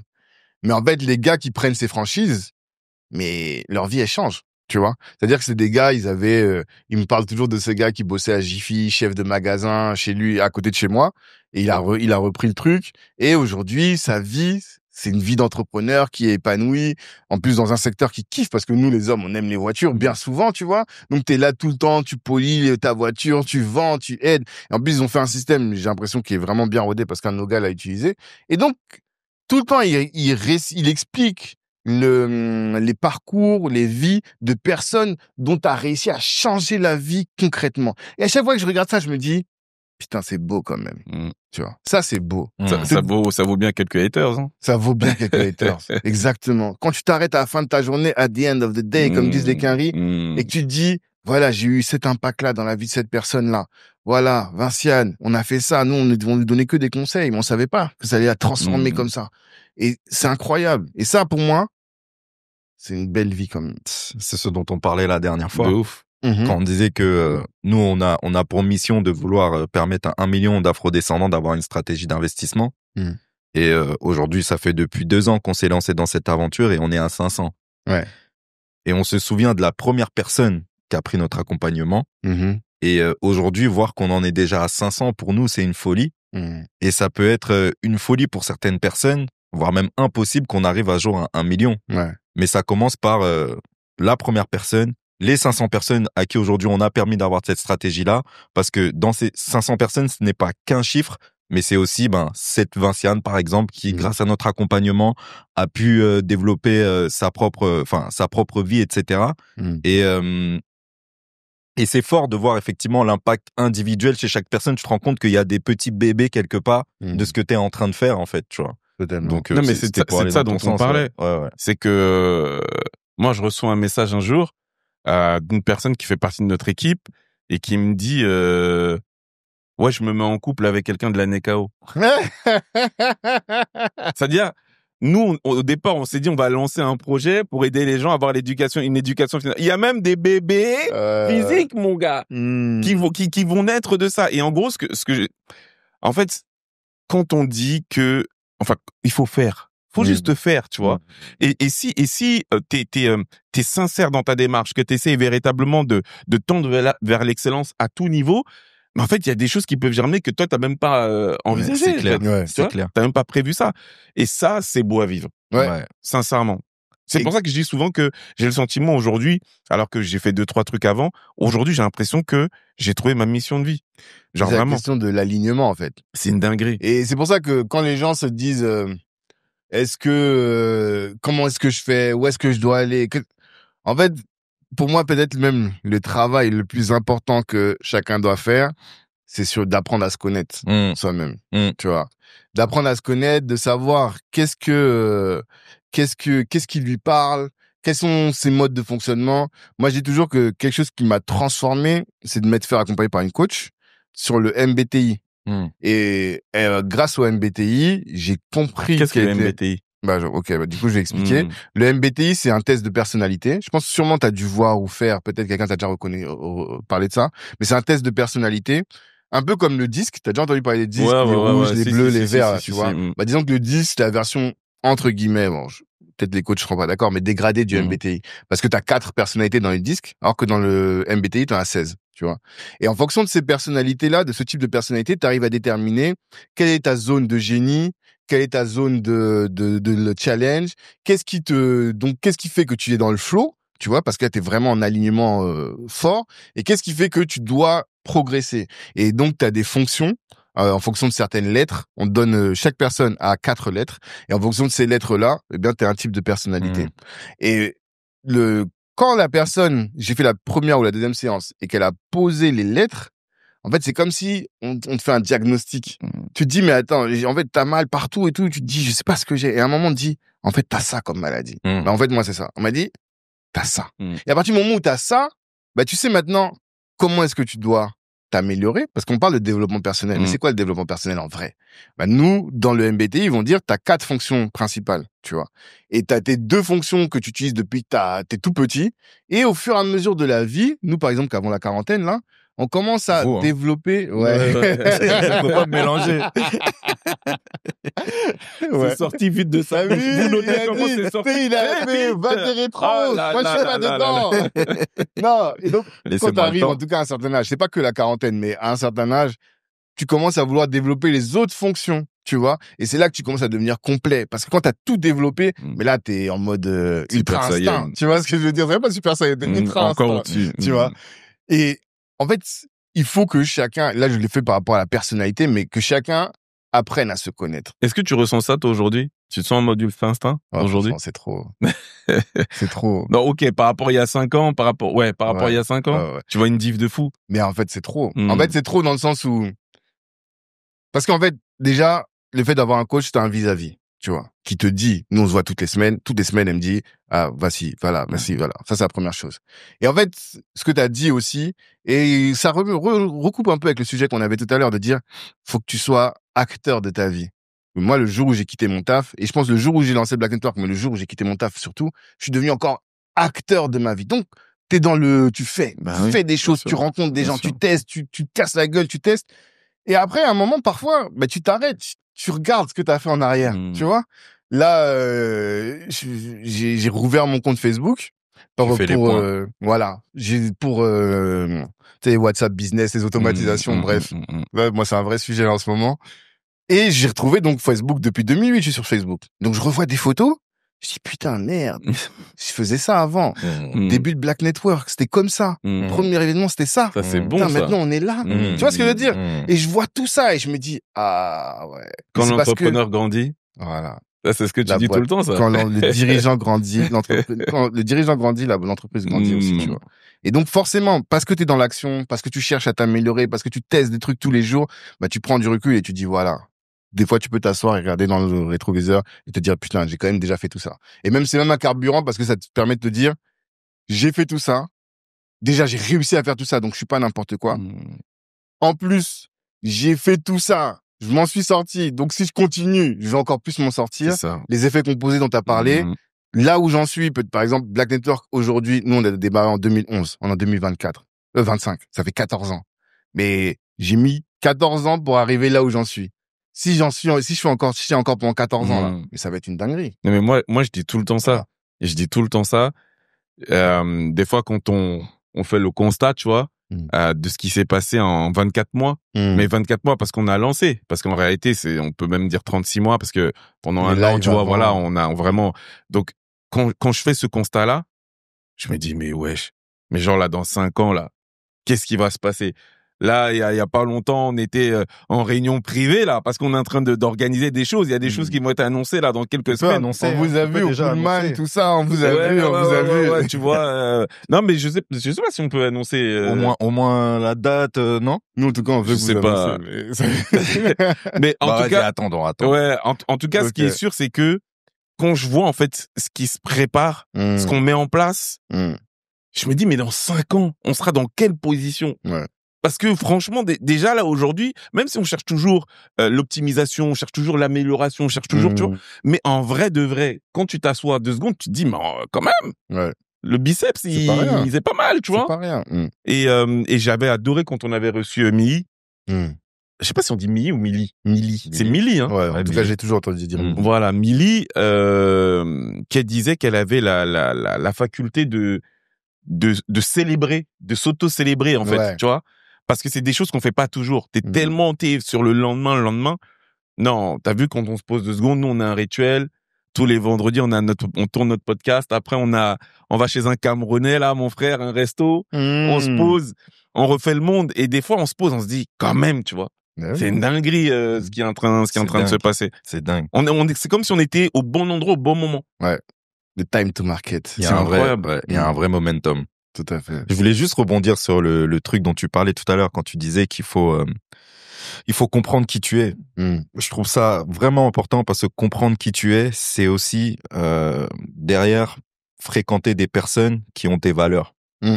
Et fréquenter des personnes qui ont tes valeurs, ça peut te permettre de pouvoir t'épanouir dans un univers et te construire dans un univers avec des personnes qui te ressemblent et créer des choses très puissantes derrière. C'est pas que traîner avec une communauté, mais tu vois, par exemple, un événement comme le Nekao Gala, bah, peut-être que demain, ce sera un événement où 2 personnes se rencontrent et font leur vie ensemble. Et donc, tu vois, par rapport à l'intimité, c'est important, mais ça peut être un événement aussi où 2 entrepreneurs se rencontrent et donc 2 entrepreneurs derrière vont créer des écosystèmes super puissants. À l'image de nous, dans les Funeraires des Tabous, on s'est tous rencontrés au premier Business Africa, tu vois, par hasard. Ça peut être à l'image d'une Vinciane qui décide de développer son business comme Clésis Junior. T'as un enfant dans Clésis Junior qui derrière développe son truc et devient, qui sait, la grande figure de demain. Et c'est ça un peu, tu vois, les intérêts composés de la vie. Et tout ça, ça démarre par se connaître à titre individuel. Donc pour moi, c'est la base. Et j'irai plus loin parce que là, ça me permet d'aborder autre chose que je pense souvent et que je parle souvent. J'ai cette phrase qui dit toujours qui sort s'en sort. Tu vois, tout le temps je dis ça, qui sort s'en sort. Et je l'ai appliqué à différentes reprises dans ma vie. Et effectivement, ça m'a véritablement permis de m'en sortir. Mais dans quelle période c'est encore plus pertinent, je pense, de tester ça? C'est justement quand tu sais pas où tu veux aller. Tu vois, tu sais pas en fait ce que tu veux faire. Donc il y a des gens qui vont être là et qui vont rester chez eux et qui vont processer, tu vois, réfléchir. Bon, je vais faire ça, je teste. Ça, c'est une typologie de personne. Mais moi, ce qui a marché dans ma vie, c'est sortir, en fait, tu vois. Il y a un film, je sais pas si j'ai déjà dit ici, le film Yes Man. J'en ai déjà parlé ici? Non. En fait, il y a un film avec Jim Carrey, tu connais? Je l'ai vu, ouais. Qui s'appelle Yes Man. Et dans ce film-là, tout le temps, il est obligé de dire oui. Voilà. Et en fait, lui, il est dans une période de sa vie où c'est la crise, sa femme le plaque, enfin, tu vois, les films américains. Et il marche comme ça dans, peut-être c'est San Francisco ou une ville américaine. Et il entend, tu vois, comme un gourou qui parle et tout. Voilà, tu vois, tout le monde est chaud. Et donc, il va dans la salle et le gars, le but du truc, c'est justement ça, c'est dire yes. Maintenant, dites oui à la vie, oui aux opportunités, dites toujours oui. Et je crois qu'il le pointe du doigt et dit, voilà, toi, ton challenge maintenant, ça va être quand on va te poser quelque chose, tu dis oui à tout. Et lui, donc il sort et il dit oui à tout. Tu lui dis, viens, on fait un déménagement. Ouais, vas-y, épouse-moi. Oui. Tu vois?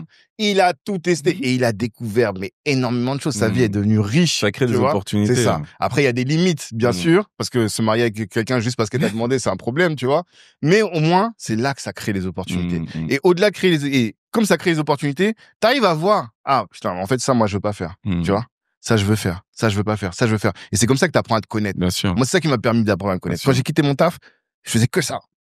Événements, tout. Et de toute façon, vous voyez, moi, je suis tout le temps partout. Mais maintenant, plus le temps passe, plus je commence à, tu vois, à pointer, à être stratège. Parce que j'ai tout testé. En tout cas, j'ai beaucoup testé. Et je sais que quand je vais le matin, par exemple, et je peux pas aller au sport, quand je vais le soir là, je peux pas aller au sport le matin à 5h. Or, pour moi, aller au sport, c'est important. Quand je vais, donc, tu commences à apprendre à te connaître, mais donc, ça suppose d'être un yes man au moins à un moment dans ta vie. Mais moi, j'aime bien que tu sois un yes man.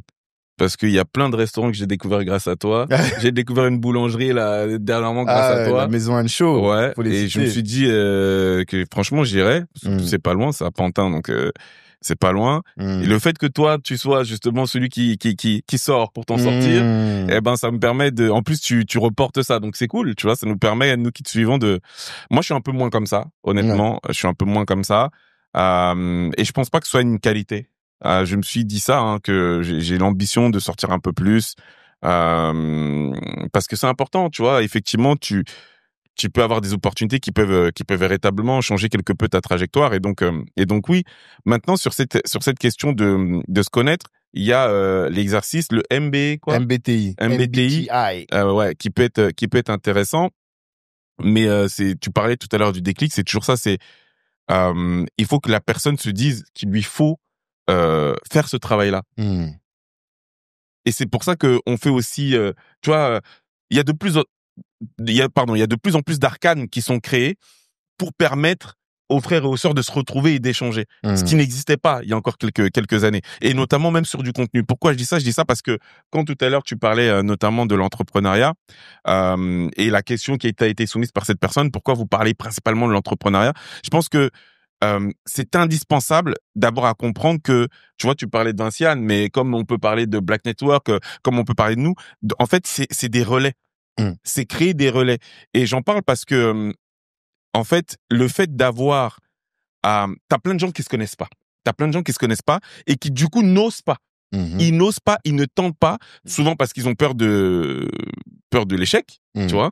Malheureusement, enfin, je sais pas si il y a des gens qui t'approchent en te disant aide-moi à promotionner ce livre ou ce truc parce que c'est un peu compliqué, tu vois, pour eux. On est au 21e siècle, on est en 2025. On parlait tout à l'heure des opportunités qui s'ouvrent à nous. Les personnes qui ne feront pas ce travail d'avoir à savoir qui elles sont et comment, au travers de ce qu'elles sont, elles peuvent être amenées à proposer ou à créer de la valeur, seront cuites. Elles seront cuites parce que c'est les robots et les ordinateurs qui vont faire ça pour elles. Je sais pas si vous avez vu, Tesla a annoncé là que la nouvelle fournée de Tesla qui va arriver permettront du coup le pilotage autonome et permettront notamment aux personnes qui ont Tesla. En fait, Tesla aurait fait un partenariat avec Uber. Et donc tu pourras, pendant que tu dors, envoyer ta voiture, voilà, envoyer ta voiture sur le terrain et gagner de l'argent. Ah oui, ok. Je sais pas si demain investir dans Tesla, ça va être investir dans un actif qui te rapporte de l'argent. Enfin, avoir une voiture Tesla. Dans ta voiture. Alors que c'est un facho. C'est compliqué, hein. T'as capté? Ça, c'est un autre sujet. C'est un autre sujet. T'as capté? J'ai presque envie de te dire qui ne l'est pas. Aujourd'hui, ils ont, de toute façon, il n'y a pas que lui qui va s'arrêter à ça, hein. Il développe un concept, mais t'as d'autres marques derrière qui vont prendre le relais. C'est ça.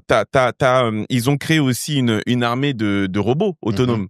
Le robot, tu vas lui dire, fais la vaisselle. Tu vas lui dire, fais mon ménage. Tu vas lui dire, je sais pas si vous avez vu déjà. Non. Ah, bon, ok. Aujourd'hui, Kai Cenat, ça vous dit quelque chose? L'un des plus gros streamers. Il a fait une démonstration, tu vois, du robot. Il a fait un stream avec lui, tu vois. T'as Kim Kardashian, ils essaient de promotionner un petit peu. Mais, en gros, ce que je veux dire, c'est que si tu ne sais pas qui tu es dans ces prochaines années-là, ça va être compliqué. Ça va être très compliqué pour créer et proposer de la valeur. Parce que finalement, tu feras comme ça. Soit tu auras la réponse grâce à OpenAI, soit tu auras ton robot qui va te faire ton travail. Donc, qu'est-ce que tu vas faire? Qu'est-ce que tu vas faire? Et ça, il y a des gens à qui ça fait peur. Mais d'ailleurs, je sais pas si ça vous fait peur. Comment est-ce que vous... Non. Pour moi, c'est comprendre que le monde évolue.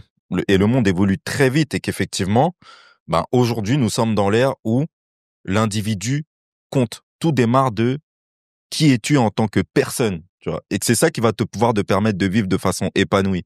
Je suis pas convaincu même que dans le monde de demain, tout le monde ait besoin de travailler. D'ailleurs, je crois que t'as Bill Gates qui a dit que pour lui, d'ici 15 à 20 ans, il y aura presque plus de travailleurs. Parce que le travail va être remplacé. Et donc, imaginez un monde où demain, nous ne serons plus obligés de travailler. il y a un tas de personnes qui se disent que moi, sans mon travail, je n'existe pas. Et c'est ça le problème. Ça reflète tout ce qu'on est en train de dire. Tu n'es pas que quelqu'un qui est né pour travailler. Tu es une personnalité qui est née pour vivre. Et vivre, ça veut dire effectivement comprendre qui tu es pour pouvoir vivre avec les autres, développer une famille ou pas, avoir des amis ou pas, faire ce que tu aimes. Et pour moi, ça va pousser, en fait, ça va transformer le paradigme de l'être humain. Et ça commence dès aujourd'hui. Parce que c'est inévitable. Ouais. Est-ce que toi, ça te fait peur? Non, ça me fait pas peur, malheureusement. Pourquoi malheureusement? Non, parce que je me dis que il y a des problèmes quand même derrière tout ça. Tu vois? Lesquels? Bah, en fait, regarde, il y a une phrase que je dis tout le temps, sous le ton de la blague, mais qui peut avoir un problème. Je dis, moi, aujourd'hui, et ça fait longtemps que ça dure, je parle plus avec ChatGPT qu'avec ma femme. Mais je vois pas, en quoi c'est un problème? Est-ce que c'est normal? Bien sûr que c'est normal. C'est normal? Ben oui. Pourquoi? Parce que, avant ChatGPT, si t'avais été, par exemple, le salarié, t'aurais plus parlé avec tes collègues qu'avec ta femme. Techniquement, puisque, en termes de temps, t'aurais passé plus de temps avec eux qu'avec ta femme. Ouais. Donc, je pense pas que ce soit un problème en soi. Je pense que tout dépend, et j'imagine que c'est plutôt dans ce sens-là, la typologie de conversation que tu vas avoir avec ChatGPT. Il y a un gars qui est tombé amoureux d'une IA, là, mais on en est pas là. Mais c'est pour ça, en fait, je soupçonne, tu vois, que, c'est ce rapport avec les robots, là, c'est bizarre. Ça, c'est mon soupçon. Et c'est mon intuition, plutôt, tu vois. Qu'il faut écouter. Ouais, que j'écoute, tu vois, oui, qui est toujours dans un coin de ma tête. Maintenant, d'un point de vue purement concret. Tu vois ce que je veux dire? En tant qu'entrepreneur. C'est trop bien, frère. Mais c'est trop. C'est incroyable. C'est trop, en fait. C'est parce qu'en fait, avant, on était limité, tu vois. C'est-à-dire que, par exemple, je voulais faire un business plan. Ça me cassait la tête, tu vois. J'étais là, et comme ça me cassait la tête, en fait, je faisais pas, tu vois. Et j'étais là, et mes projets, ils avançaient pas. Ou alors, tu dois payer quelqu'un, éventuellement, ou trouver quelqu'un si t'as l'état, tu vois. Enfin, tu te retrouves dans des galères. Aujourd'hui, j'ai plus aucun problème pour faire tout ce que je veux faire. Incroyable. On était avec Kevin ce week-end, là, j'expliquais comment on fait des sites sur juste avec des prompts. Je fais mes sites internet maintenant, tu vois. Je suis un dev, je me prends pour les gars de la Silicon Valley, tu vois. Et en fait, j'ai l'impression, grâce à l'IA, que mon imagination et ma capacité d'exécution et de réalisation n'a plus de limite. Incroyable. Et c'est pour ça qu'il faut vraiment comprendre ce qu'est un être humain. Hier, un être humain était reconnu pour son savoir-faire à travers essentiellement son activité professionnelle, son travail, tu vois. C'était sa capacité à mémoriser et son expérience de vie. C'était pour ça qu'il était valorisé. Aujourd'hui, toute la mémoire du monde, elle est dans ton téléphone. Donc, qu'est-ce qui va apporter ta valeur en tant qu'être humain? C'est ça la vraie question. C'est ton pouvoir de décision, c'est ta créativité, c'est ce que tu décides de faire qui va faire de toi quelqu'un qui a de la valeur. C'est une vraie dinguerie. Et c'est pas ce que tu apprends ou...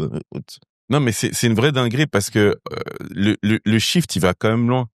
Ça veut dire qu'effectivement, étaient considérés comme intelligents et valorisés les personnes qui avaient une mémoire, une RAM très importante, tu vois. C'est eux qui avaient les 20 sur 20, les 18 sur 20, c'est eux qu'on encensait. Aujourd'hui, la connaissance, c'est zéro. Ça vaut plus rien, tu vois. Et du coup, le shift, il s'effectue à ce niveau-là. C'est que les créatifs, on disait, ah, t'es dans la lune. C'était les mecs qui regardaient par la fenêtre. C'était moi. Eux, c'était moi aussi. C'était nous tous. C'était moi. Vas-y, truc. Et aujourd'hui, c'est cette créativité qui va nous permettre de prendre un certain lead. Un certain lead, pardon. Donc, et donc, c'est merveilleux. C'est magnifique pour des gens comme nous, en tout cas, c'est magnifique. Effectivement. Mais après, le vrai problème, c'est que même si les gens veulent, déjà, la créativité, ça s'invente pas, tu vois. J'ai découvert dans mes cours mes cours avec ma coach, là, que c'est 25% de l'humanité qui a ce profil-là créatif. Ouais. Comment ça? Ce génie créatif-là. Tu vois, vraiment. En fait, ça fait carrément sens de l'intuition externe, tu vois. Mais ça, c'est que 25% de l'humanité. Il y a des gens, tu peux les mettre comme tu veux, tu vas les ils sont pas créatifs. Tu vois ce que je veux dire? Ils peuvent pas. Et en fait, c'est des gens qui ont un profil, voilà, un profil exécutant. Et ça vient de trucs qui sont ancrés dans tes gènes. Parfois, peut-être, il y a des centaines, des milliers d'années où ta tribu ou de ton histoire, et vous faisiez ça. Et donc, vous êtes comme ça, tu vois? Et donc, on n'est pas nombreux à faire ça. Donc, la question, c'est qu'est-ce qui va venir de tous les autres? Et c'est là où un mot qu'on n'a pas employé depuis tout à l'heure, mais qui est lié à tout ça, là, c'est Le salaire universel, le oui, revenu monsieur, universel. c'est là que je voulais en venir. On n'a pas parlé de ça depuis tout à l'heure, mais c'est là que je voulais en venir. Okay, un monde dans lequel demain on ne travaille plus. Tu peux l'appeler revenu universel ou autre chose, mais c'est un monde où les êtres humains sur Terre n'auront plus besoin de travailler pour manger et pour faire ce qu'ils veulent faire. Ça peut être un revenu ou ça peut juste être l'argent n'existe plus et faites ce que vous voulez faire. Peut-être. C'est un peu ça. Donc c'est le même concept. Non, mais c'est aussi. Oh, pardon. Non, mais c'est juste pour aller dans ton sens. Et effectivement, ça pousse à se demander que vont devenir les personnes qui jusqu'ici ne se sont jamais posé la question. Parce que moi, l'étude qui dit que 75% de l'humanité n'est pas créative, j'ai vraiment du mal à l'avaler. Okay. Pour moi, ça démarre juste du simple fait, est-ce que tu t'es autorisé à? Parce que la créativité, pour moi, c'est comme l'intelligence. C'est vaste. On te demande pas de devenir forcément un artiste ou Michael Jackson ou de créer une musique. Mais la créativité, c'est dans ton quotidien. Tu vois, t'en as qui sont manuels, t'en as qui vont créer des choses, t'en as qui vont faire du sport, t'en as qui vont. C'est juste une énergie. Putain, mais elle nous harcèle, ça. Ouais, depuis tout à l'heure. Depuis, même la dernière, il y en avait une. Qu'est-ce qui se passe? Punaise, pardon. Mais oui, et je trouve que pour moi, c'est très large la créativité, que peut-être qu'on la résume qu'à un style, tu vois, mais que toute l'humanité, possiblement, a la possibilité de se demander pourquoi elle est là et quelle est ma valeur ajoutée au-delà du travail. Mais c'est pas ça la créativité, mais vas-y. Moi, je pense qu'il y a différents types d'intelligence. Ok. Quand je dis moi, je pense il y a différents types d'intelligence, tu vois. Comme effectivement, tu dois avoir différents types de créatifs. Mais précisément, cette histoire du revenu universel me fait revenir. Même si on restera sur la créativité, je crois que tu voulais rebondir dessus, mais me fait revenir sur ce qu'on disait sur l'évolution de la vie et de notre rapport en fait à l'argent qu'on génère. Parce que il faut bien entendre que cette histoire de revenu universel, faut entendre ce que ça veut dire. Il y a des gens qui considéraient que en fait, moi je suis né au début des années 80. Imaginez un monde dans lequel on serait amené à interagir via écran interposé avec quelqu'un en Australie et quelqu'un en France, c'était dans les films de science-fiction. Sauf que plus on se rapproche, enfin plus on avance en tout cas dans le temps, plus on se rapproche de ces films de science-fiction. Qu'est-ce que je veux dire par là? C'est que quand on se dit qu'est-ce qui va advenir de ces gens qui auront le revenu universel, mais frérot, j'oublie comment elle s'appelait cette série. Il y avait une série là où en fait les gens, enfin c'est la fin du monde, ok? Et les derniers êtres humains, au lieu de rentrer dans une arche, ils rentrent dans un train. Et le train, en fait, il est divisé. Snowpiercer. Oui, voilà. Je l'ai vu cette série, j'ai vu le film et la série. Voilà, il y a le film et la série. Merci beaucoup. Snowpiercer. Ok, je connais. Et en gros, t'as la première classe où t'as tous les blindés. T'as tous les blindés, les bourgeois, frérot, ils ont des repas 8 étoiles et tout, les gens, les derniers mets. Et puis t'as la dernière classe, mec. Et là, il faut voir l'état, frère. Non, mais on rigole. Mais frérot, le revenu universel. C'est ça qu'il faut entendre. Pour toi, il y aura pas d'épanouissement dans le revenu universel. Mais, en fait, c'est des gens qui vont être... Bon, c'est quand même déjà un peu le cas aujourd'hui, en vrai. On est un peu tous là-dedans. Mais j'allais dire des pions. C'est-à-dire qu'on va leur donner le minimum pour qu'ils puissent vivre, c'est-à-dire se vêtir, manger et consommer un peu, parce qu'il faut quand même consommer.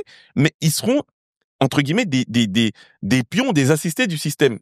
Et je vais même aller plus loin, parce que c'est pour ça que je voulais en parler.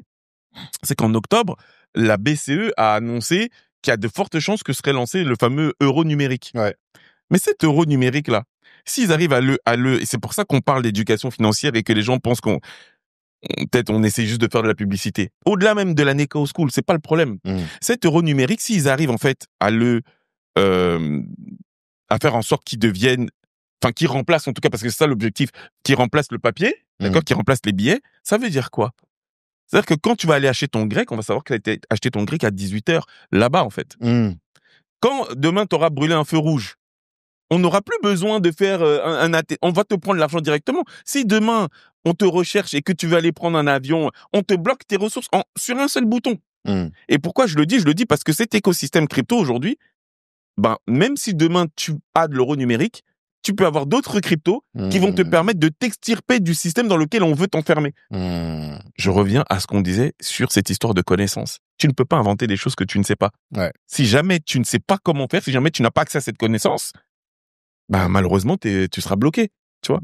Donc, se connaître, c'est développer de la valeur, développer du coup de la richesse, s'extirper au travers des connaissances que tu as de certains biais, comme celui dont je viens de parler. C'est beaucoup trop large, en fait. On parlait de cette histoire-là de créativité. Je sais pas si tu voulais de créatif. Je sais pas si tu voulais rebondir sur ça. Non, mais en fait, bon, j'ai pas su trop creuser, du coup, j'avais pas plus loin sur ce sujet-là. Je suis d'accord avec toi que peut-être il y a des gens qui ne s'autorisent pas. En fait, quand on dit que 25%, alors peut-être, hein, mais quand on dit que 25% des gens sont créatifs, peut-être que c'est de dire qu'il y a que 25% des gens qui aujourd'hui s'autorisent à la créativité. Mais pour moi, de la même manière que il y a tout type d'intelligence sur la Terre, mais en fait, tu vois, il y a des gens qui, pour des raisons X ou Y, sont plus enclins à faire certaines choses. Complètement d'accord. Tu vois, et d'autres.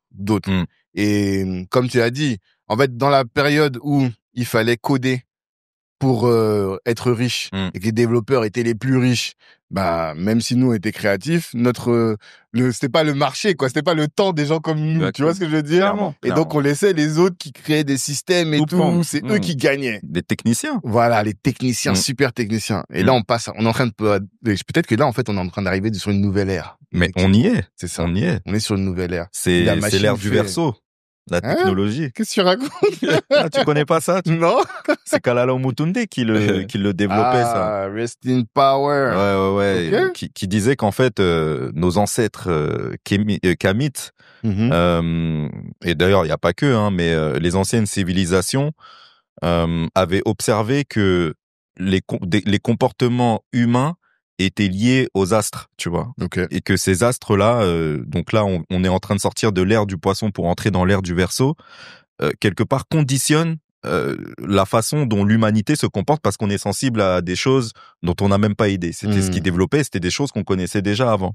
Et il paraît que l'ère du poisson, en fait, c'est une ère où c'est essentiellement l'autorité qui primait, le message d'une élite sur le plus grand peuple et de la basse fréquence.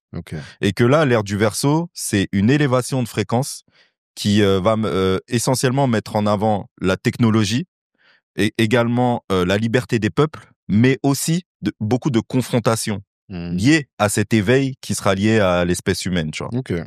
Et que toutes les ères portent un peu des comportements humains. Et c'est vrai que quand tu regardes dans le passé, tu constates que c'est bel et bien réel. Et donc là, il paraît qu'on est en train d'entrer dedans.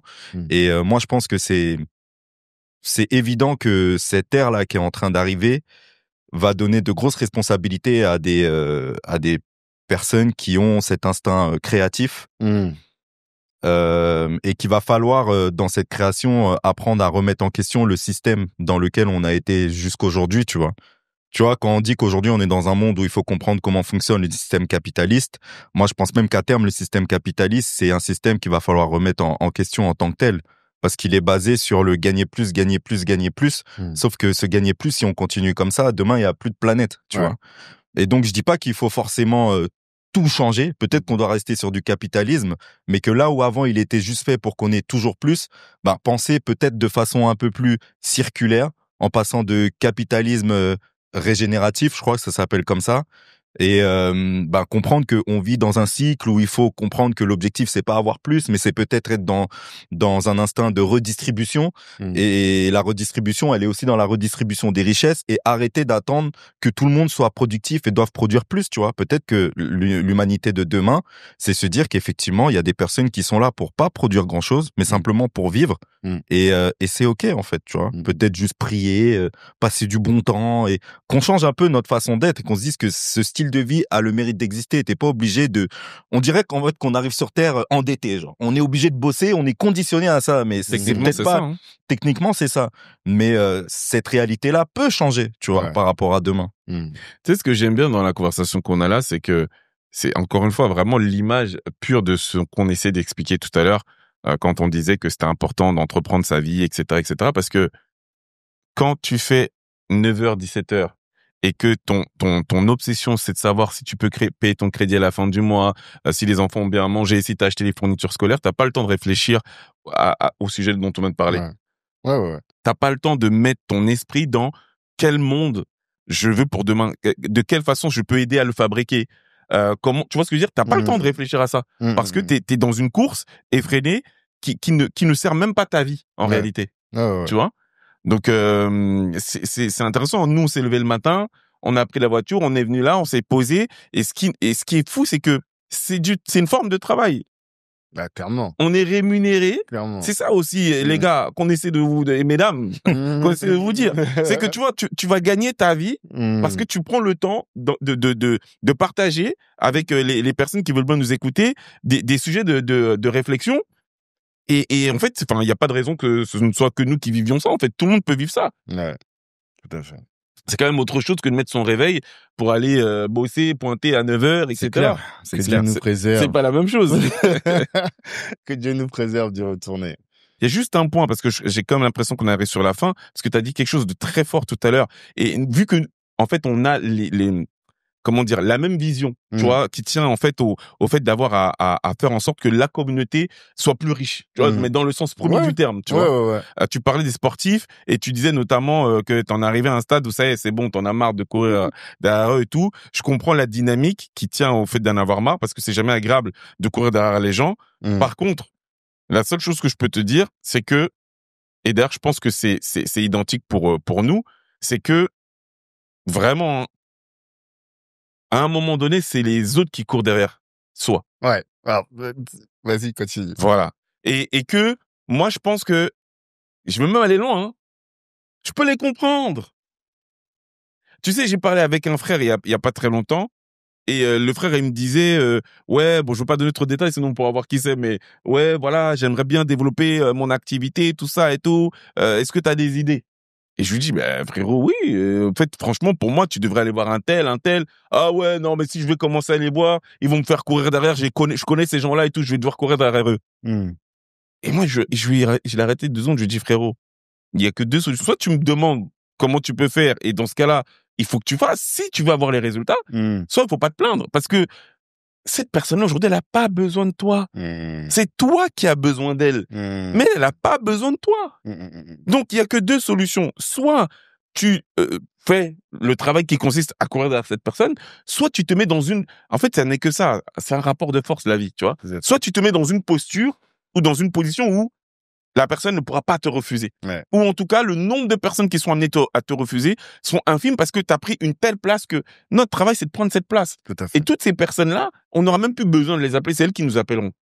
Franchement, là, t'as tellement bien parlé. Et ça, on en parlait avec Kevin, je crois, c'est peut-être cette semaine où, et je lui disais ça, je lui dis, il y a des gens, en fait, tu leur cours après et tout, tu te dis, mais alors que normalement, nous, notre travail, et je pense que chacun doit se poser adopter ce positionnement-là, c'est de dire, comment est-ce que je fais pour être le meilleur de mon game?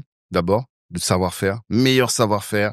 On veut être le meilleur entrepreneur. Je sais pas si tu as décidé d'accompagner sur l'investissement, soit le meilleur dans ce sujet-là. Vraiment, compétences métier, top. Et après, le faire savoir. Il faut que on bombarde. Tu sais que ce matin, en fait, quand je suis venu, et là, je vais encore confesser. Moi, j'aime trop confesser. Mais quand je suis venu, j'étais en train de me dire, parce que je suis un peu dans une période où je me dis, hey, Tanguy, vas-y, arrête de faire du bruit sur les réseaux, charbonne, tu vois. Et il y a plein de gens, tu les vois jamais sur les réseaux, ils ont plein de talles, ils ont pas besoin de ça pour gagner d'argent. Et du coup, j'étais en train de me dire, ah, vas-y, flemme, en fait. J'avais un peu la flemme dans la voiture. Et là, pendant qu'on reparle, je me rappelle de ça. Je me dis qu'en fait, mais c'est notre outil de business, ça fait partie de notre business en fait, tu vois. Et les recommandations qu'on fait à tout le monde, c'est Coca dépense énormément en communication pour pouvoir vendre ses trucs. Donc nous aussi, il faut qu'on dépense. Et là, ce qu'on fait, on communique en fait, on se dépense. Les gens, ils rentrent dans nos têtes, ils découvrent nos mindsets, ils découvrent nos opportunités, et donc ça leur donne envie de faire les choses. Donc faisons ce qu'on a à faire et faisons-le savoir au maximum. Normalement, il devrait pas y avoir un Renoir sur cette terre qui connaissent pas Black Network et Nekao. C'est pas possible, tu vois. Au moins, même dans l'écosystème, tu vois, autant tout à l'heure, je le disais, ça me dérange quand je suis dans des événements où je vois il y a trop de gens qui me tombent dessus. Mais je pense que d'un autre côté, quand j'arrive dans un endroit où je vois un Renoir, et comme je fais de la prospection, en ce moment, ça m'arrive souvent, un Renoir qui, en plus, a à cœur la cause. Je parlais avec un cabinet d'avocats, le gars, il dit, nous, on est des Renoirs, on recrute que des Renoirs. Et à la fin du coup, je lui dis, mais gros, pourquoi toi, t'es pas chez Black Network? Ça a pas de sens ce que tu me dis.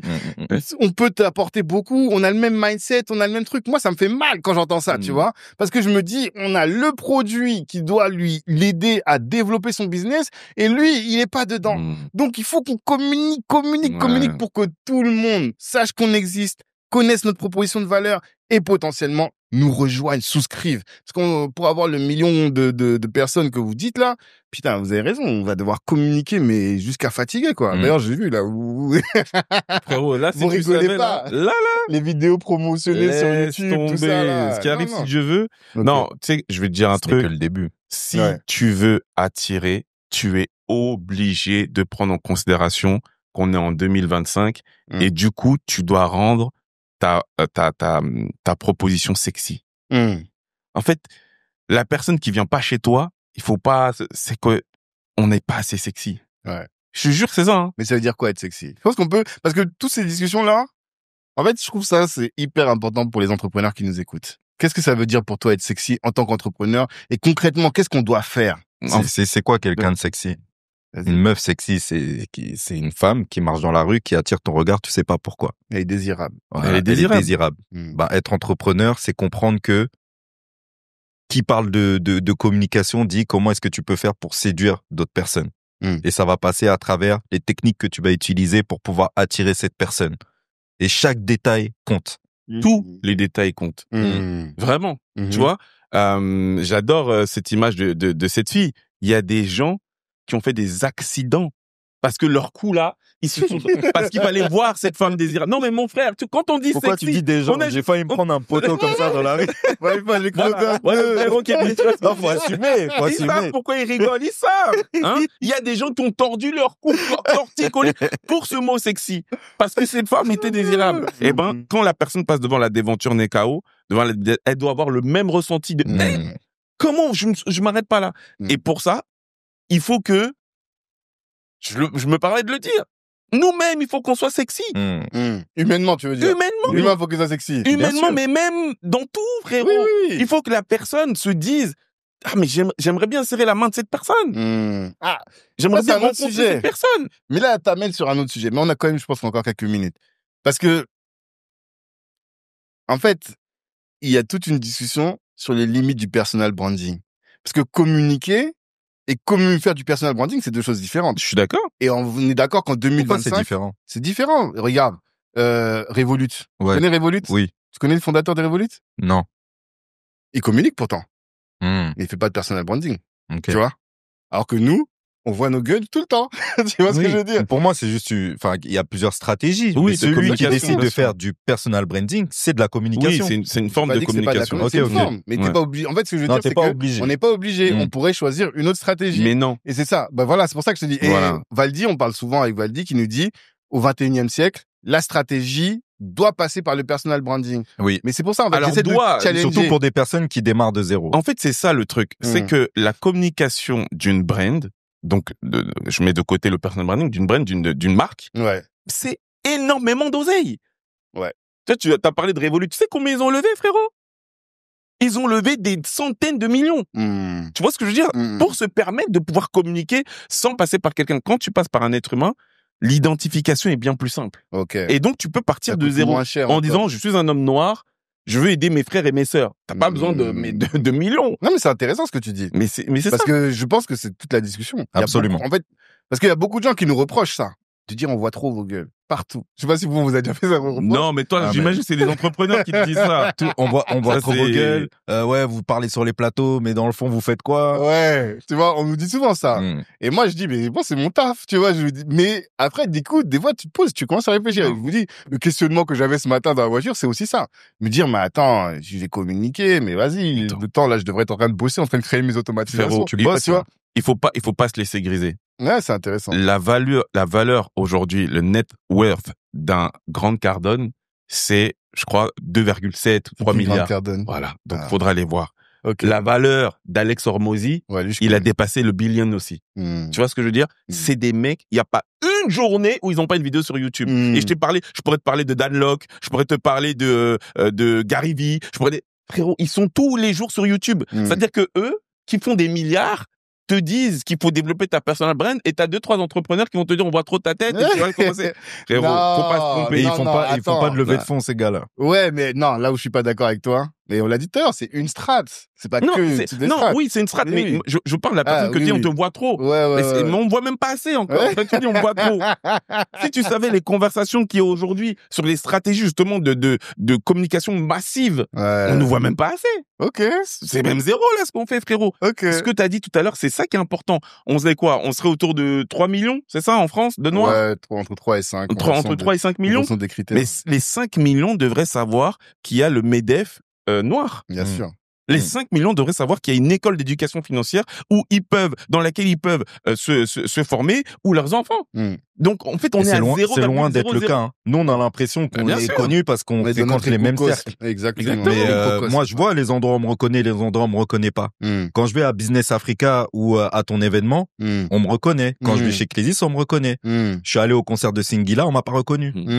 Et avec que des Renois, tu vois. Je vais en Afrique, on me reconnaît pas. Pourtant, c'est francophone. Donc, il y a encore un public très large et très vaste et une capacité de puissance énorme. Hein. Mais ça commence par ce qu'on fait. Déjà, être connu dans notre cercle, c'est déjà une première victoire.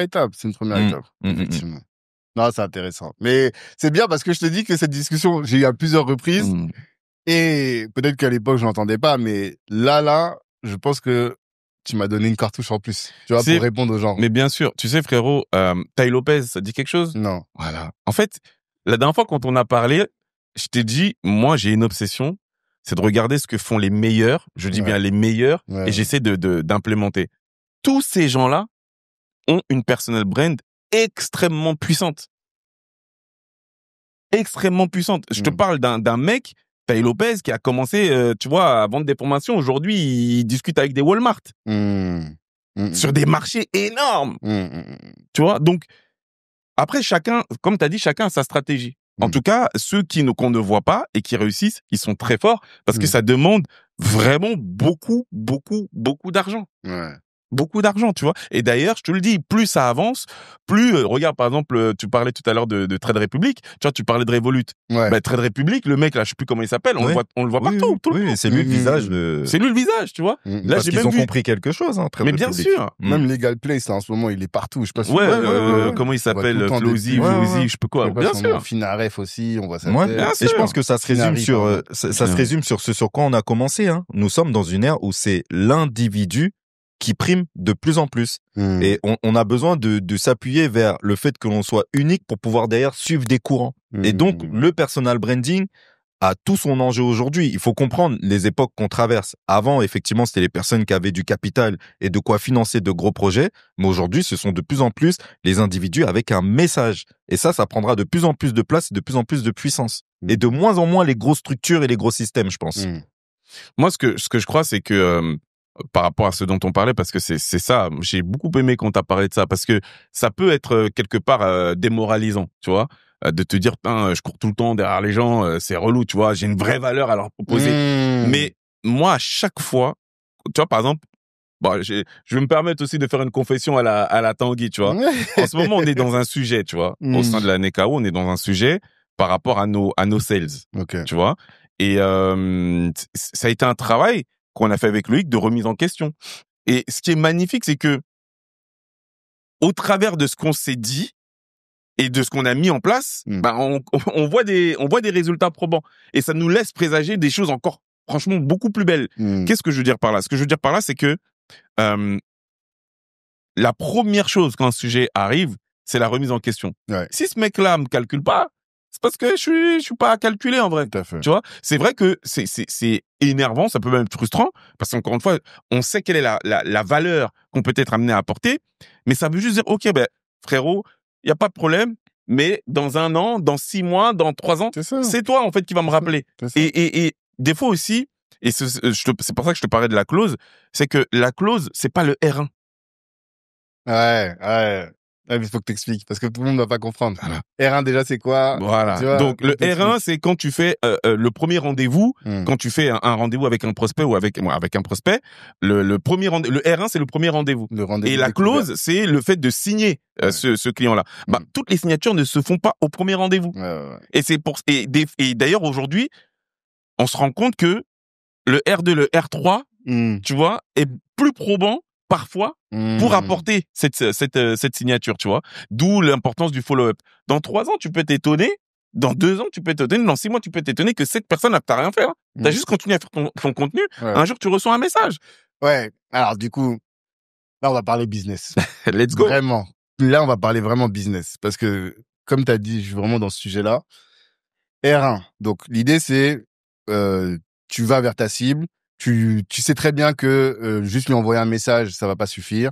Donc, par exemple, tu prospectes sur LinkedIn. Enfin, tous les créer un entonnoir. Voilà. Et tu crées un entonnoir en disant, il faut que on ait un premier call où tu vas lui présenter la solution. En tout cas, ça va lui permettre de découvrir. Et après, un deuxième call. Et même moi, j'ai fait un call avec Laetitia Fall. Je recommande son épisode à tout le monde. À la fin, il me dit, quand tu termines ton premier call là, tu proposes déjà la date du rendez-vous, du deuxième rendez-vous, tu vois. Et en fait, quand j'ai fait ça, au bout d'une semaine, je dis, ah, putain, en fait, c'est chiant de faire ça, hein, tu vois. Et j'en parlais avec mon gars Nelson, qui lui est sales aussi. Et il m'a dit, non, mais en fait, vous croyez que les gens, ils vous attendent. Les gens, ils vous attendent pas. Ils sont là, dans leur vie. Toi, tu viens, tu l'appelles, tu te déranges, tu lui dis, viens faire un rendez-vous. Et en plus, tu veux qu'il signe tout de suite. C'est pas comme ça, la live, tu vois. Et c'est là où je me suis dit, mais en fait, moi, ce que je faisais avant, c'était trop lourd. Parce que nous, en fait, on crée du contenu. Tu crées du contenu et les gens viennent vers toi. T'attires les gens. Et quand ils viennent, ils sont déjà prêts. Merci. Tu vois? T'as juste à les transformer. T'as pas besoin de closer. T'as pas besoin de rien. Maintenant, pour aller plus loin, j'ai cru comprendre qu'il faut aussi des closers. Mais moi, ma conviction, c'est de dire, closer, c'est bien. Prospecter, c'est bien. Mais franchement, je préfère faire mon contenu à fond. Et peut-être que trouver un mécanisme pour que les gens, ils passent à l'acte plus facilement. Tout dépend de ce que tu veux faire. Une chose est sûre, c'est que tu as plusieurs façons de modéliser ton système, mais effectivement, le closing commence dès le premier instant où tu as attrapé l'attention de la personne, selon moi. Et c'est pour ça que les créateurs de contenu sont importants. Ouais. Derrière, tout le système d'entonnoir, c'est une façon de pouvoir automatiser jusqu'à ce que la personne signe. Toutes les étapes sont importantes et elles sont tout autant importantes les unes que les autres. Mais je suis intimement persuadé qu'il y a plein de personnes qui ont pris la Nekao School parce qu'elles ont été convaincues dès lors qu'elles sont tombées sur le contenu de Charles ou sur mon propre contenu. C'est qui Charles? Et Tracy. Moi, je l'appelle Charles parce que ma femme s'appelle Tracy, tu vois. Ah, donc, tu peux pas l'appeler. Je mélange pas. Mais, surtout qu'il s'appelle Charles. C'est mon prénom. Mais, pour moi, dès la première création de contenu, la personne peut être convaincue et le truc, c'est de se dire que derrière, à toutes les étapes, tu dois être présent. Bah, ça diminue ton efficacité. Ouais. Parce que personne d'autre peut te remplacer sur la partie création de contenu alors que tu peux mettre d'autres personnes pour pouvoir te remplacer sur toutes les autres étapes. Ouais, c'est la grande différence entre le prospect dit chaud et le prospect froid. C'est que, et c'est pour ça que souvent tu vas entendre des closers, je crois que, ouais, non, vas-y, on continue. C'est pour ça que t'entends souvent, de la part des closers, même pas des closers, même des gens qui sont sales, tu vas entendre parler de nurturing.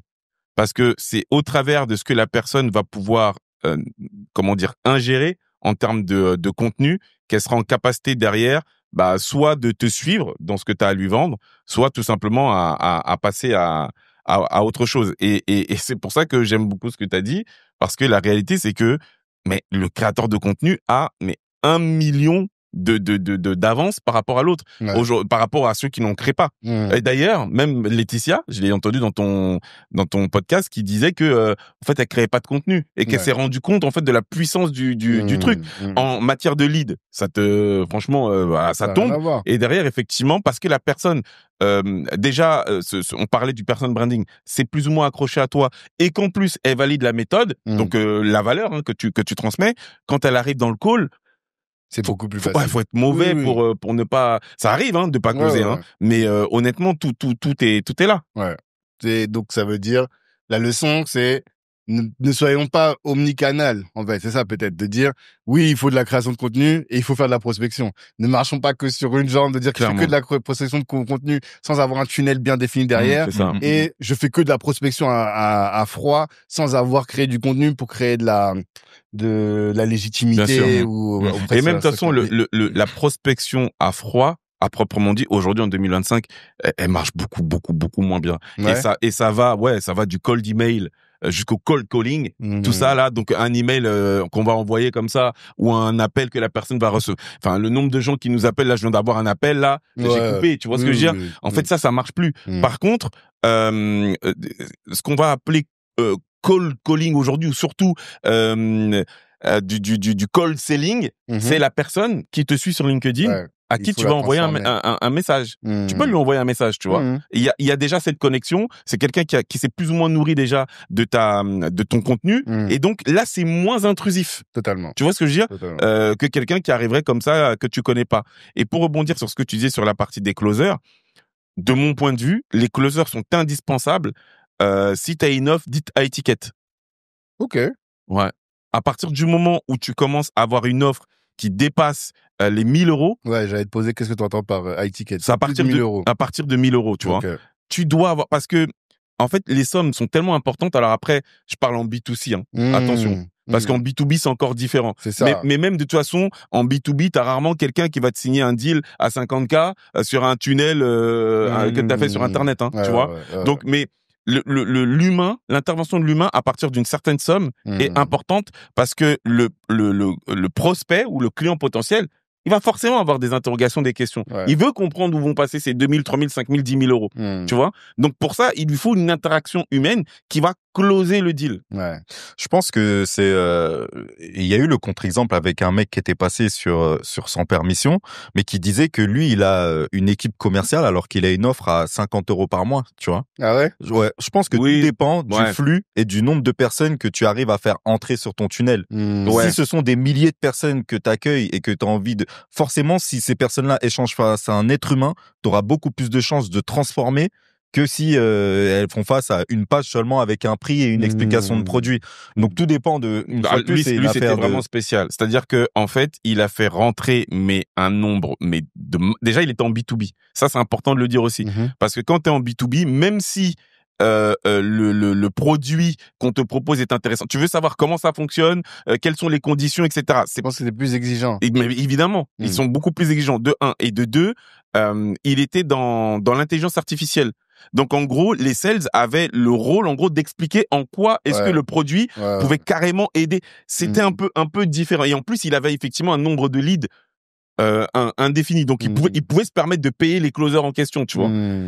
Mais aujourd'hui, je pense quand même que ça pousse à se dire que même si tous les systèmes ne sont pas encore créés, je pense que demain on pourra avoir une entreprise en B2C qui, partant du principe qu'elle a un gros flux entrant, elle maximise son pourcentage en mettant des êtres humains, donc des commerciaux, plutôt que de ne pas en mettre du tout, tu vois. De même que dans les magasins, t'as des vendeurs qui viennent te proposer des produits alors que ce sont pas forcément toujours des produits de luxe. Ça dépend de ta stratégie et d'une affaire de rentabilité et de vision de ton entreprise. C'est vraiment le flux. Parce qu'à 50 euros, si t'as 3 clients, tes closers, ils vont te servir. C'est pour ça que j'ai démarré en disant ça. C'est une affaire de flux. Là où l'avantage du high ticket, c'est qu'effectivement, partant du principe que t'as peu de leads, tu maximises tes chances en ayant un vendeur, etc. Mais la logique peut aller dans les deux sens. Mais en tout cas, une chose est claire et nette, c'est que moi, je l'ai vécu. Quand j'ai démarré la gestion de patrimoine, j'ai fait de l'appel à froid. Et le temps que je puisse me faire à mon discours et que je puisse vraiment apprendre toutes les techniques de base, dont effectivement proposer le rendez-vous, ça c'est la première chose c'est la première chose qu'on t'apprend. À la fin d'un appel, tu demandes à la personne si elle est disponible le matin ou l'après-midi, tel jour. Et tu ne raccroches pas tant que tu n'as pas posé le deuxième rendez-vous. Ça, c'est l'une des bases. Mais dès que j'ai eu toutes les bases, je me suis mis à faire de la création de contenu et ça a été 10 000 fois plus simple d'arriver à la transformation à la fin. C'est clair et net. Non, c'est précieux. J'espère qu'on a apporté de la valeur à la communauté en parlant de tout ça, parce que, en tout cas, moi, c'est des choses que j'ai comprises peut-être trop tardivement, tout l'aspect sales. C'est-à-dire que nous, on a fait beaucoup de marketing et on peut encore progresser, mais on a fait beaucoup de création de contenu, en tout cas. Là-dessus, ça fait des années qu'on fait ça. Et je me dis, voilà, pour peut-être pousser plus à transformer les gens, tu vois, on a des communautés. Toi, j'ai vu, t'as au moins 35 000 personnes sur Insta, tu vois. Si on compte, peut-être on a 100, 200 000 personnes. Mais finalement, quels sont les clients dedans? Pas autant que ça, finalement. C'est parce qu'on fait pas... En tout cas, moi, je sais qu'on a une communauté de 50 000 personnes. Et potentiellement, il y a plein de gens qui sont des clients, tu vois. Comme je disais tout à l'heure, des gens où on est alignés sur tout, on peut leur rendre... Mais on les connaît pas. Et ça passe par faire l'effort de plus, quoi. Mais bien sûr. C'est essentiel. Bien sûr. Donc là, on retrousse nos manches et on va au charbon. Let's go, boss. Merci en tout cas, les frérots. Merci à toi.